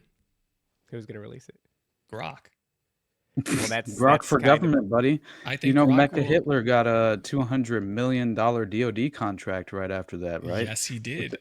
Well, I mean, so we've had just recently, I saw a little interaction where Elon was talking to Grok, and he does it occasionally, but he was asking it about the Epstein files specifically. He was asking it to bring up information on who flew on the plane. I And saw that. it started to, it's giving you all the information. I'm just like, wow. Trump flew 7 times, but never technically went to the island, although there's the stories of him going to Epstein's properties and only hanging out with the help, guys, right? We have to believe because that that's at what face kind of, value. he's a man of the people. He's a man of the people. He's just hanging out with the help. I think even this, when it does come, it's gonna be theater. But man, if it goes this way, I'm like, this could be a great look. There you go, Memphis, Egypt. That's what Elon said, that the next god will be coming out of Memphis, Texas. This Oh, is what yeah. I'm saying. It's like if we're just looking at the child part of it, very first off, don't do that. But like we're missing so much because like what I'm seeing here is again like this. What was that ritual called where he's got the blood on the ear, blood on the foot? The Kingmaker or the King. Yeah, it's like the Kingmaker ritual. It's a ritual where they'll Interesting. have during the ritual, they put blood on your right ear, blood on your right foot, and Donald Trump obviously after the whole thing had the blood on the He's correct also got spots. no fucking shoe on. No for shoes on whatever for no mysterious reason. Yeah, it's You like saw before that footage of the different angle, right? Oh Yeah. yeah, and now What the everybody's asked. I saw Jake Shields. Shout out Jake Shields. He goes, wait, was this thing bullshit from the jump or something? I'm Like, yeah, dog. paraphrasing it. Talking about the I'm Trump glad- assassination, and I'm like, we said that day one. I'm glad we 100%. put that video back up. Here. Oh it's yeah, right great here. call on that, by the way. Yeah, because we were there like last year immediately with Sam, and Sam was like, I don't know if you guys should say this because I remembered it. I was so proud of you guys because it was Yeah. all Said it, I, baby. dude. From Look the, at how bad I looked. Oh my god. Great, David. I like it. oh my god. Anyway, so I think it was Oli Demigard that said that was a. I know David has an out in 4 minutes, but we might bring you just a Oh, couple it's fine. minutes We can over. go a little bit more. I hate you, Okay. but it's fine. All right. Oli Demigard immediately recognized it as as fake, and I think he was the one As theater. as theater. And he was the one that said it was the King ritual, and the King ritual that was like this transfer of power from Joe Biden, who was like weak at the time anyway, and then Trump gets and all this, and then all of the power, all of the influence immediately just boom, like you could feel the power vacuum suck Yeah. over to him. And I couldn't explain it at the time. It looked like bullshit to me, but I love it at the same time that Biden was like walking off into the forest for his. Yeah. Remember that? It was so funny, dude. yeah, but there was something like metaphysical about that. He like took all of the air out of the room of the Biden administration, and in my eyes, there was no doubt that he'd win this election, and he did win. I think overwhelmingly, even though the vote count was still kind of crazy. So that's the King ritual. Joe Biden is killed, and it's being transferred over, and now I think we're seeing the same thing.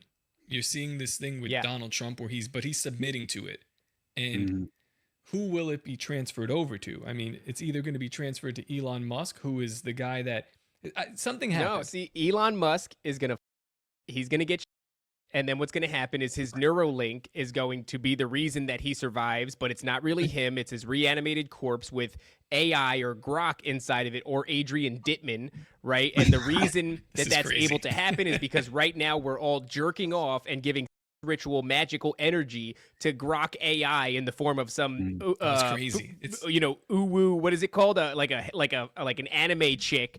Because that's what everything's, everybody's jerking off right now to this anime chick Grok. We're giving spiritual energy to it, to birth it, to give it sentience, to breathe life into it. It's called Ani, which is Hebrew for I am, which are the words that Yahweh spoke when he was asked who is he goes, I am who I am.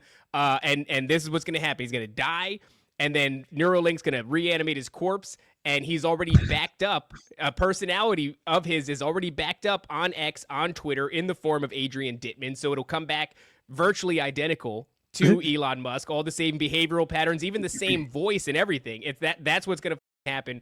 I swear. And then all of a sudden, Elon Musk, as I'm kicking that idea around, Elon Musk tweets a meme of Obi-Wan and Anakin laying there. Anakin's all fucked up because he was in the lava, and leaning over him is Michael Jackson going, Annie, are you okay? Are you okay, Annie? And then who is Anakin? Anakin is the man who dies and is resurrected as half man, half machine, and literally the embodiment of darkness. He's telling you. And what does he say? Read his caption.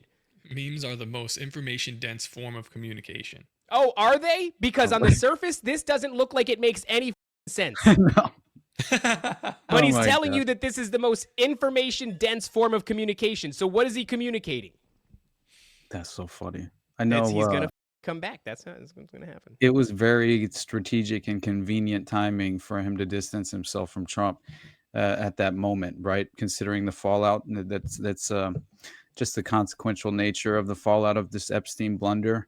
That I think that how it was obviously predicted. It was, I mean, you don't have, these kind of individual advisors surrounding you that are orchestrating, the public perception of who you are as a political actor, in the theater. And that's what I legitimately said, by the way, like the day that happened, that event, right? With the fake assassination attempt, I legitimately said the world is a stage. And I said that, what the only thing I know for certain and that moment was that Trump was 100% getting elected at that point, right? yeah. Like I Oh, just yeah. knew that was it was inevitable now. That fist pump photo op and all that other yeah, 100%. Became inevitable, and I That's felt why- like that in itself staged, brother. How did you Yep. not feel that to your core of Because your soul, your we bones, man? as a species are hijacked by excellent storytelling. Right? Yeah, dude. Yeah, and I 24, used yeah, the there you- fucking Epstein Jeez, He's got a picture. scary he's got a scary Nailed it, guy. Oh, political Right. theater. Yeah, he's saying you took David's line, but besides that, you nailed it. Oh my god. he nailed it. He nailed it. Right. I'm glad when somebody with actual information and intelligence can say anything that I look I'm like I'm almost saying the same Yeah, thing. I That cough. makes me feel good. That makes me feel I go, Austin's smart. Austin does research. Austin reads. And I'm saying something similar to him. I must be doing Dude, all right. I was so proud of you guys, man. When you went on tinfoil, I was like, thank you. I love you guys. Like, it made me feel like I was less alone because I felt surrounded in that moment with naysayers that were Oh, just yeah, dude. unable to see what was happening before our eyes. Well, we And- were hanging out with one of my favorite people in the world, Clint Russell, and he was saying he didn't believe me. Like he thought I was so retarded for saying that it was staged. And I'm yeah. going, dude, I am operating with no information here. Zero God. information. I'm Well, I mean, leading no. the way with my Dude. gut. No, the information that we were operating with was our eyes and our ears, and we were looking at it and That saying, fucking kid was in a BlackRock commercial. I mean, Yeah. is that not enough? What the hell that are we not enough? talking What the about? "It's not enough." It's Well, not. you But know, I mean, to be honest, it wasn't just Let me say. I think this was the main difference between what was going on with the dynamic between all of us, and it was fun for the fans, but we're clearly like moving in two separate directions, and not just politically or ideologically, but spiritually. And I think that showed itself when things got a little bit weird or a little too bit serious. rough. Yeah, A little too serious. when it really mattered. Yeah, when it mattered, the people would, they'd rather cling to the lie. The lie of Donald Trump was, this is pretty serious. They wouldn't lie about this. This is not political theater. Comfort. You mean to tell me that guy we didn't could- die? We could negotiate with people who hate us. Right. Yeah. This kind of thing, and the falling off is not like, in retrospect, it's not a surprise. And it's what was the scripture you quoted a while ago? And it's kind of At the highest levels, it's all no, political. it's not scripture. It's something, whatever. God. It's about yoking yourself to the world. Yoking yourself with non-believers. It's like I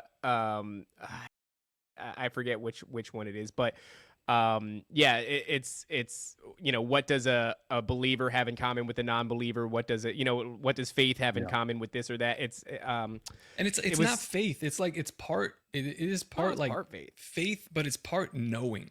Yeah. Like in your gut when you're presented with bullshit, like there's a knowing that you go that's not it, and I'm gonna move on from that. Well, and that's what Austin said it in the beginning of the show. He feels like he's caught up in a divorce. And we're not trying to make you choose, Austin. That would be a terrible thing for any parent to do. But choose. But the divorce that you're caught up with is not us and sweet Jose Galison or anything like that. The divorce that you're caught up in right now is the spiritual from the physical. Well, That's I'll say right now, what you're getting whisked up in. I'll be very clear about it because I have been quiet. Only behind the scenes I'd say it, but I'll say this on the show whenever this comes out.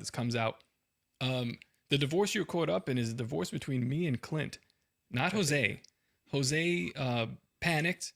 Jose used feminine aspects of jealousy and I'm just saying he used feminine aspects of jealousy and insecurity to create. I feel like he was just reactive in the moment. That's all. He was just a little reactive. It was a high made a emotional decision. No, he made no. Sorry, David. I'm just gonna say what needs to be said. Fine. He created a situation in his head in which David was his replacement, which David was because there was many times where he didn't show up to his duties. That's on him, and because he's lazy, that shows in his work. And then there were times where I have criticized his work because I really liked him and I wanted to see it do better. But if we go through his Rumble page here, you can still see that his work is still quite lazy and a little bit subpar, just out of laziness. So he I took think offense Jose to is very that. good. Well, we'll just go ahead. I know this is your co-host, but I'm just gonna Dude. say so. No. These are listen, man. Very simple things. This is 16 Oh yeah, he by does 9. have to fill those 16 by 9. Yeah, these are stupid mistakes that I've told him about that he took offense to, didn't want to change, and I guess he thought that meant that I wanted him out, which in fact means the opposite. Clint wanted you out, but that's who you've cleaved yourself to, which is great. And also take down my artwork. But it was never a decision. It was never a decision of to asking him to leave. He did that on his own, and he chose what he thought would be more beneficial for him at the time, which well, he'll find out. But it is what it is, man. And yeah, so sorry that you got to be through that. For the record, I enjoy Jose, and I think it was a shame that he got so upset with me, but it didn't make me upset with him.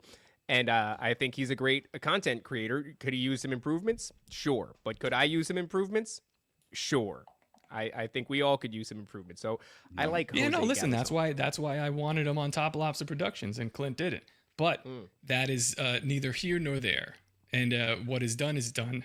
So we are. Yeah. So what do you think about that, Austin? What do you think about the fact that we just buried your co-host on a live show, huh? No, I didn't. Listen. He's been burning me. You've been burning me on a live show, and people have been burning me too. So now I'm gonna say what I need to say, and now I'm done. It's the same thing. Like when he obviously, felt the need to address it on the show. I just sat there silently because similar to what I just did here, because I just honestly I have nothing but love and respect for all of you, and it makes me, I don't want to like publicly burn any bridges whatsoever. That's not any sort of like not as if I'm not willing to stand on what I think is right and what I agree with. But if there's not a more. reason to do that, there's not a reason to do that. I felt like it wasn't my place anyway, and beyond that, I felt like Jose's done a lot for me just by I love Jose, he's my brother, and by obviously just being willing to have me on, and be willing to kind of like attempt to create something and grow together as well. Just that alone is a bond that I think is beautiful, and it's something that I value very much, and so I love him, and I just have respect for him, and I just like. But the thing is, like, I it was kind of a struggle for me personally, because throughout all of this, it was before you even started discussing it, this sort of unfortunate fallout. Like, it's this strange consideration that I have personally. Like, how can individuals kind of see like and I'm not saying this is Jose's personally, but I'm saying like you claim to not be spiritual, but to also kind of believe in the karmic consequences of things like that. To me, I don't understand, because it's like that is a spiritual consequence, and It's a spiritual concept as well. Exactly. Karma. And so that is in no way, some sort of like atheistic perspective or viewpoint in my mind. And I think that it's kind of that's like actually, within all of us too. That's actually one of my biggest bummers. I this is probably too much behind the scenes, but I reached out to Clint recently too to try to make amends. It is that we are overt Christians, and a lot of people have a lot of disdain for Christianity. Sorry, said the wrong button. Hit the kids. It's Christian.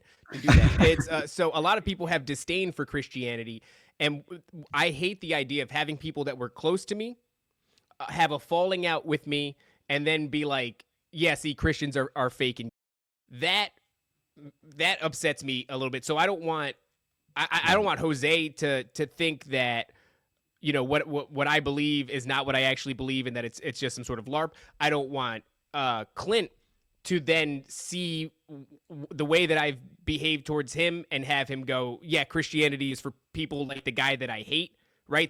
I really dislike that, because these guys are all really, really close to. That's the same path that I had to take from the church when I was kicked out, and then eventually find my way back here. And you know what I learned after that long path? I was an immature. And I think that they'll learn the same thing if they have any kind of self-reflection. And I also think that it's not my job to teach anybody. So right. Yeah, I don't like the idea though. I had to kind of just reflect and you know on what my goals were, what I was kind of attempting to achieve in the first place with what I'm doing. Mhm. And this has been a personal journey for me from day one.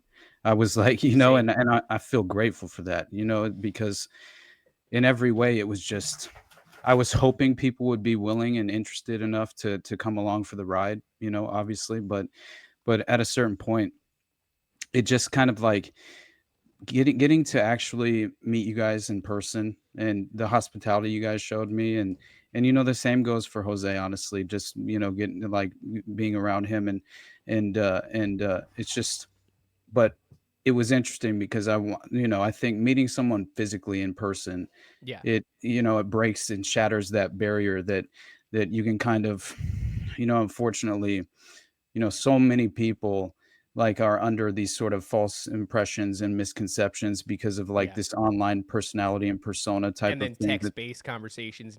Yeah, it's yeah. exactly.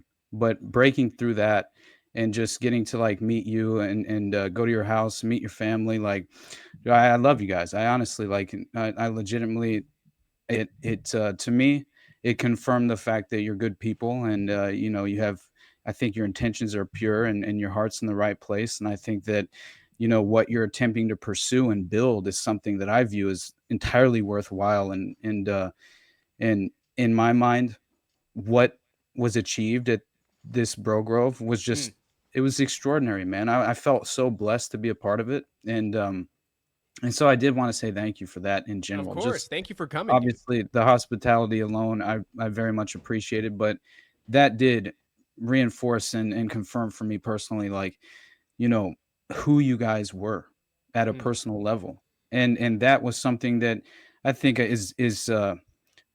prioritize because I just like I don't know, for some reason my circle's small who I consider to be oh, a yeah, me too. valuable person and worthwhile, and Sophie, chill. My dog's freaking out. Sorry. Unbelievable, Sophie. But anyway, so but yeah, I just have to say, man, like it was something that I felt like this is what we've all been sort of working toward, and it kind of like came to fruition in the real physical manifestation of it all, and so I know you guys have done it multiple times, but for me personally it was just like something that it was almost like an out of body experience because all of this has seemed, you know, yeah, it seemed kind of like a little bit larger than life, just the path that I've been on since April of 23, right? When I started the podcast.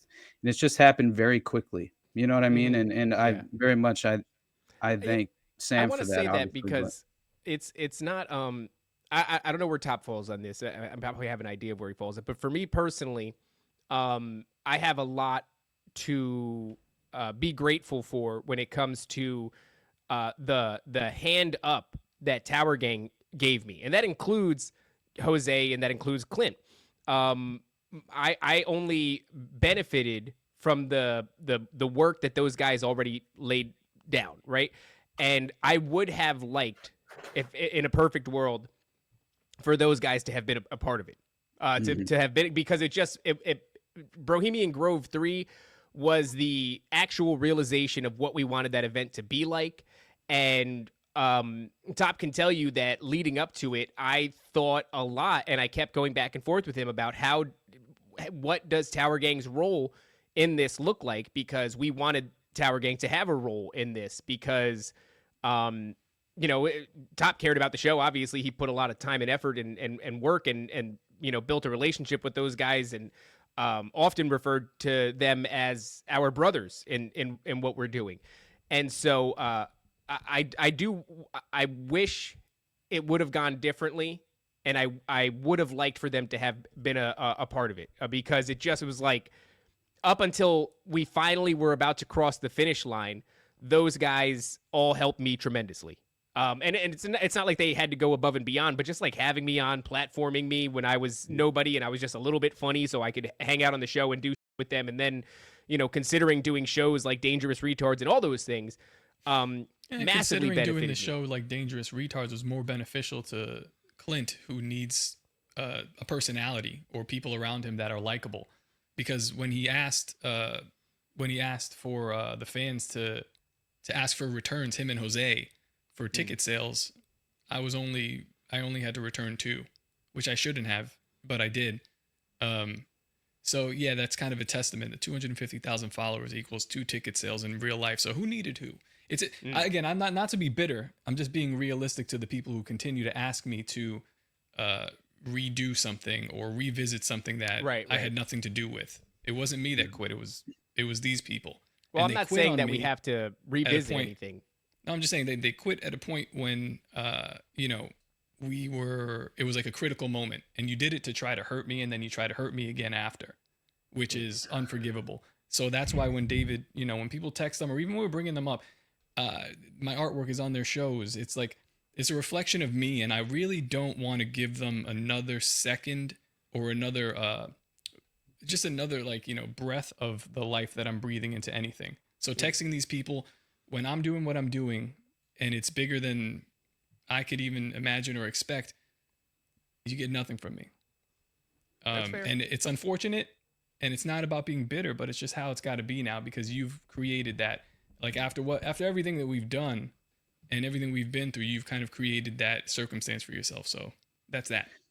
I definitely I felt like it was all entirely unnecessary, but that was just me personally, and I'm not saying that after it began it didn't have to be dealt with and resolved, but I'm just saying, like, that was but I will say, when I told my wife, she's like, she knows you're Puerto Rican top, and she goes, yeah, he's not gonna let this go.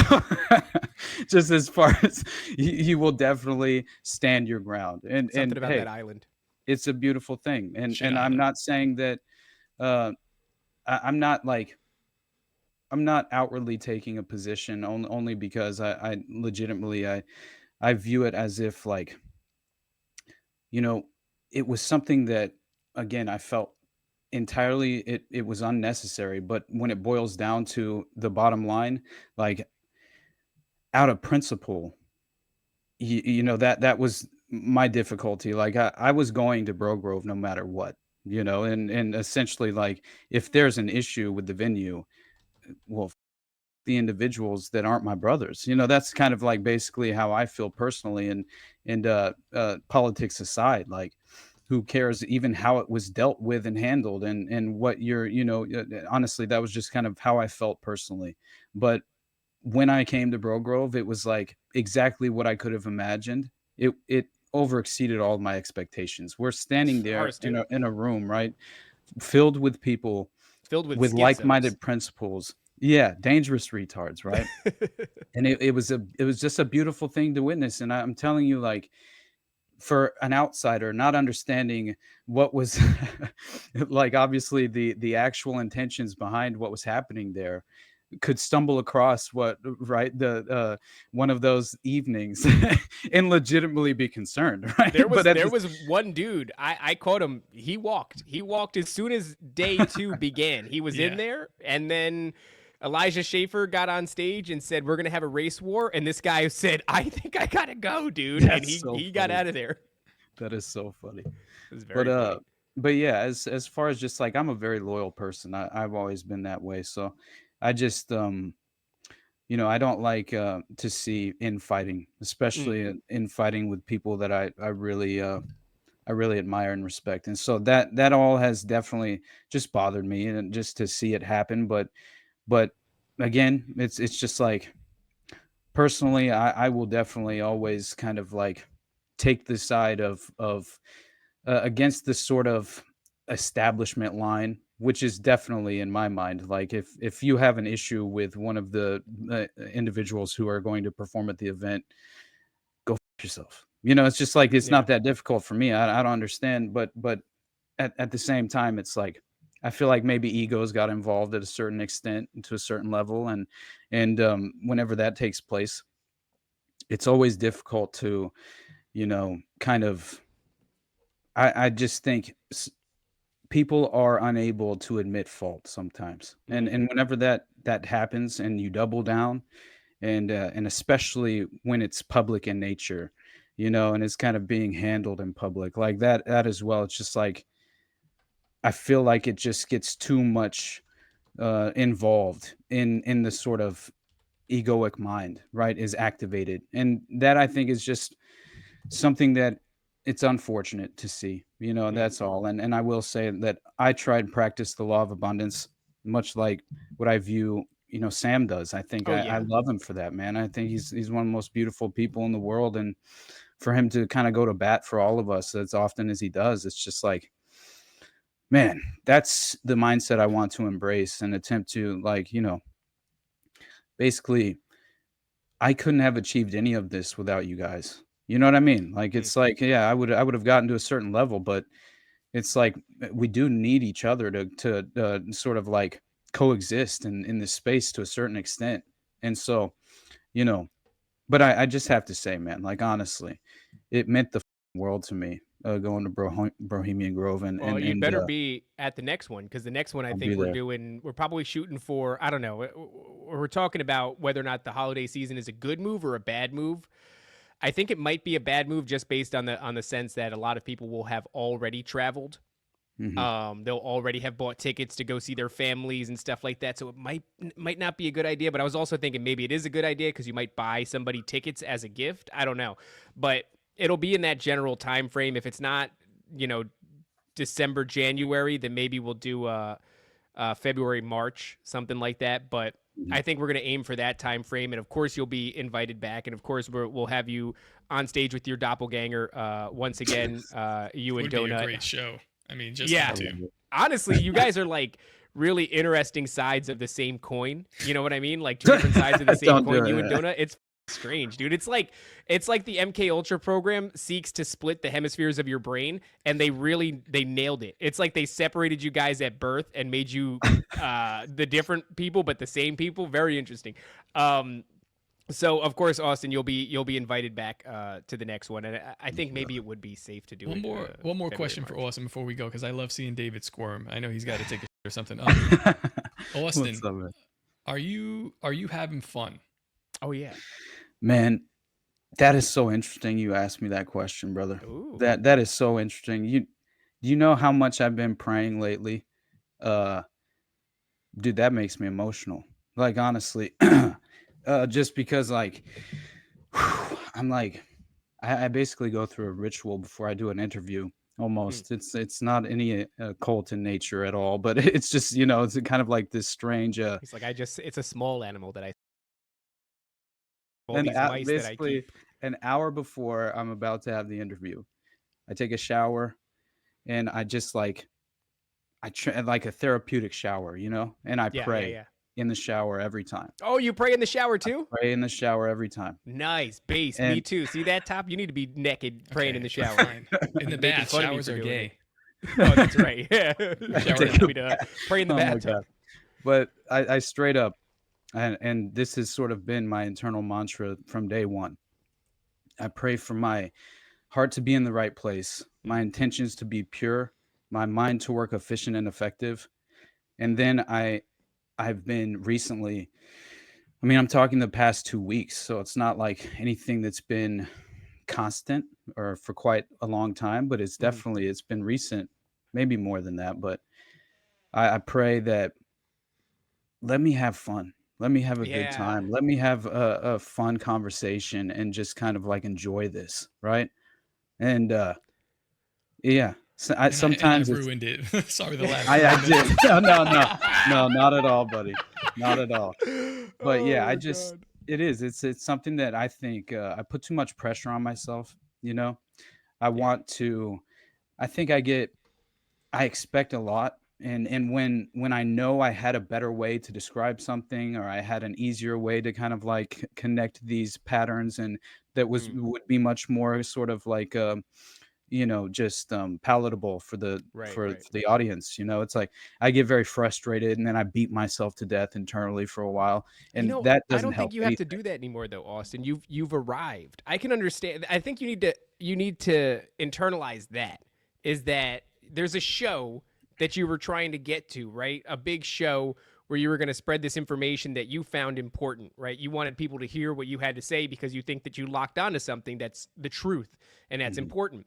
And I know the pressure of wanting to present that the right way because you've got this opportunity. You're going to be with Sam Tripoli or something like that, and you want to get this out to the masses, but you're now here to stay.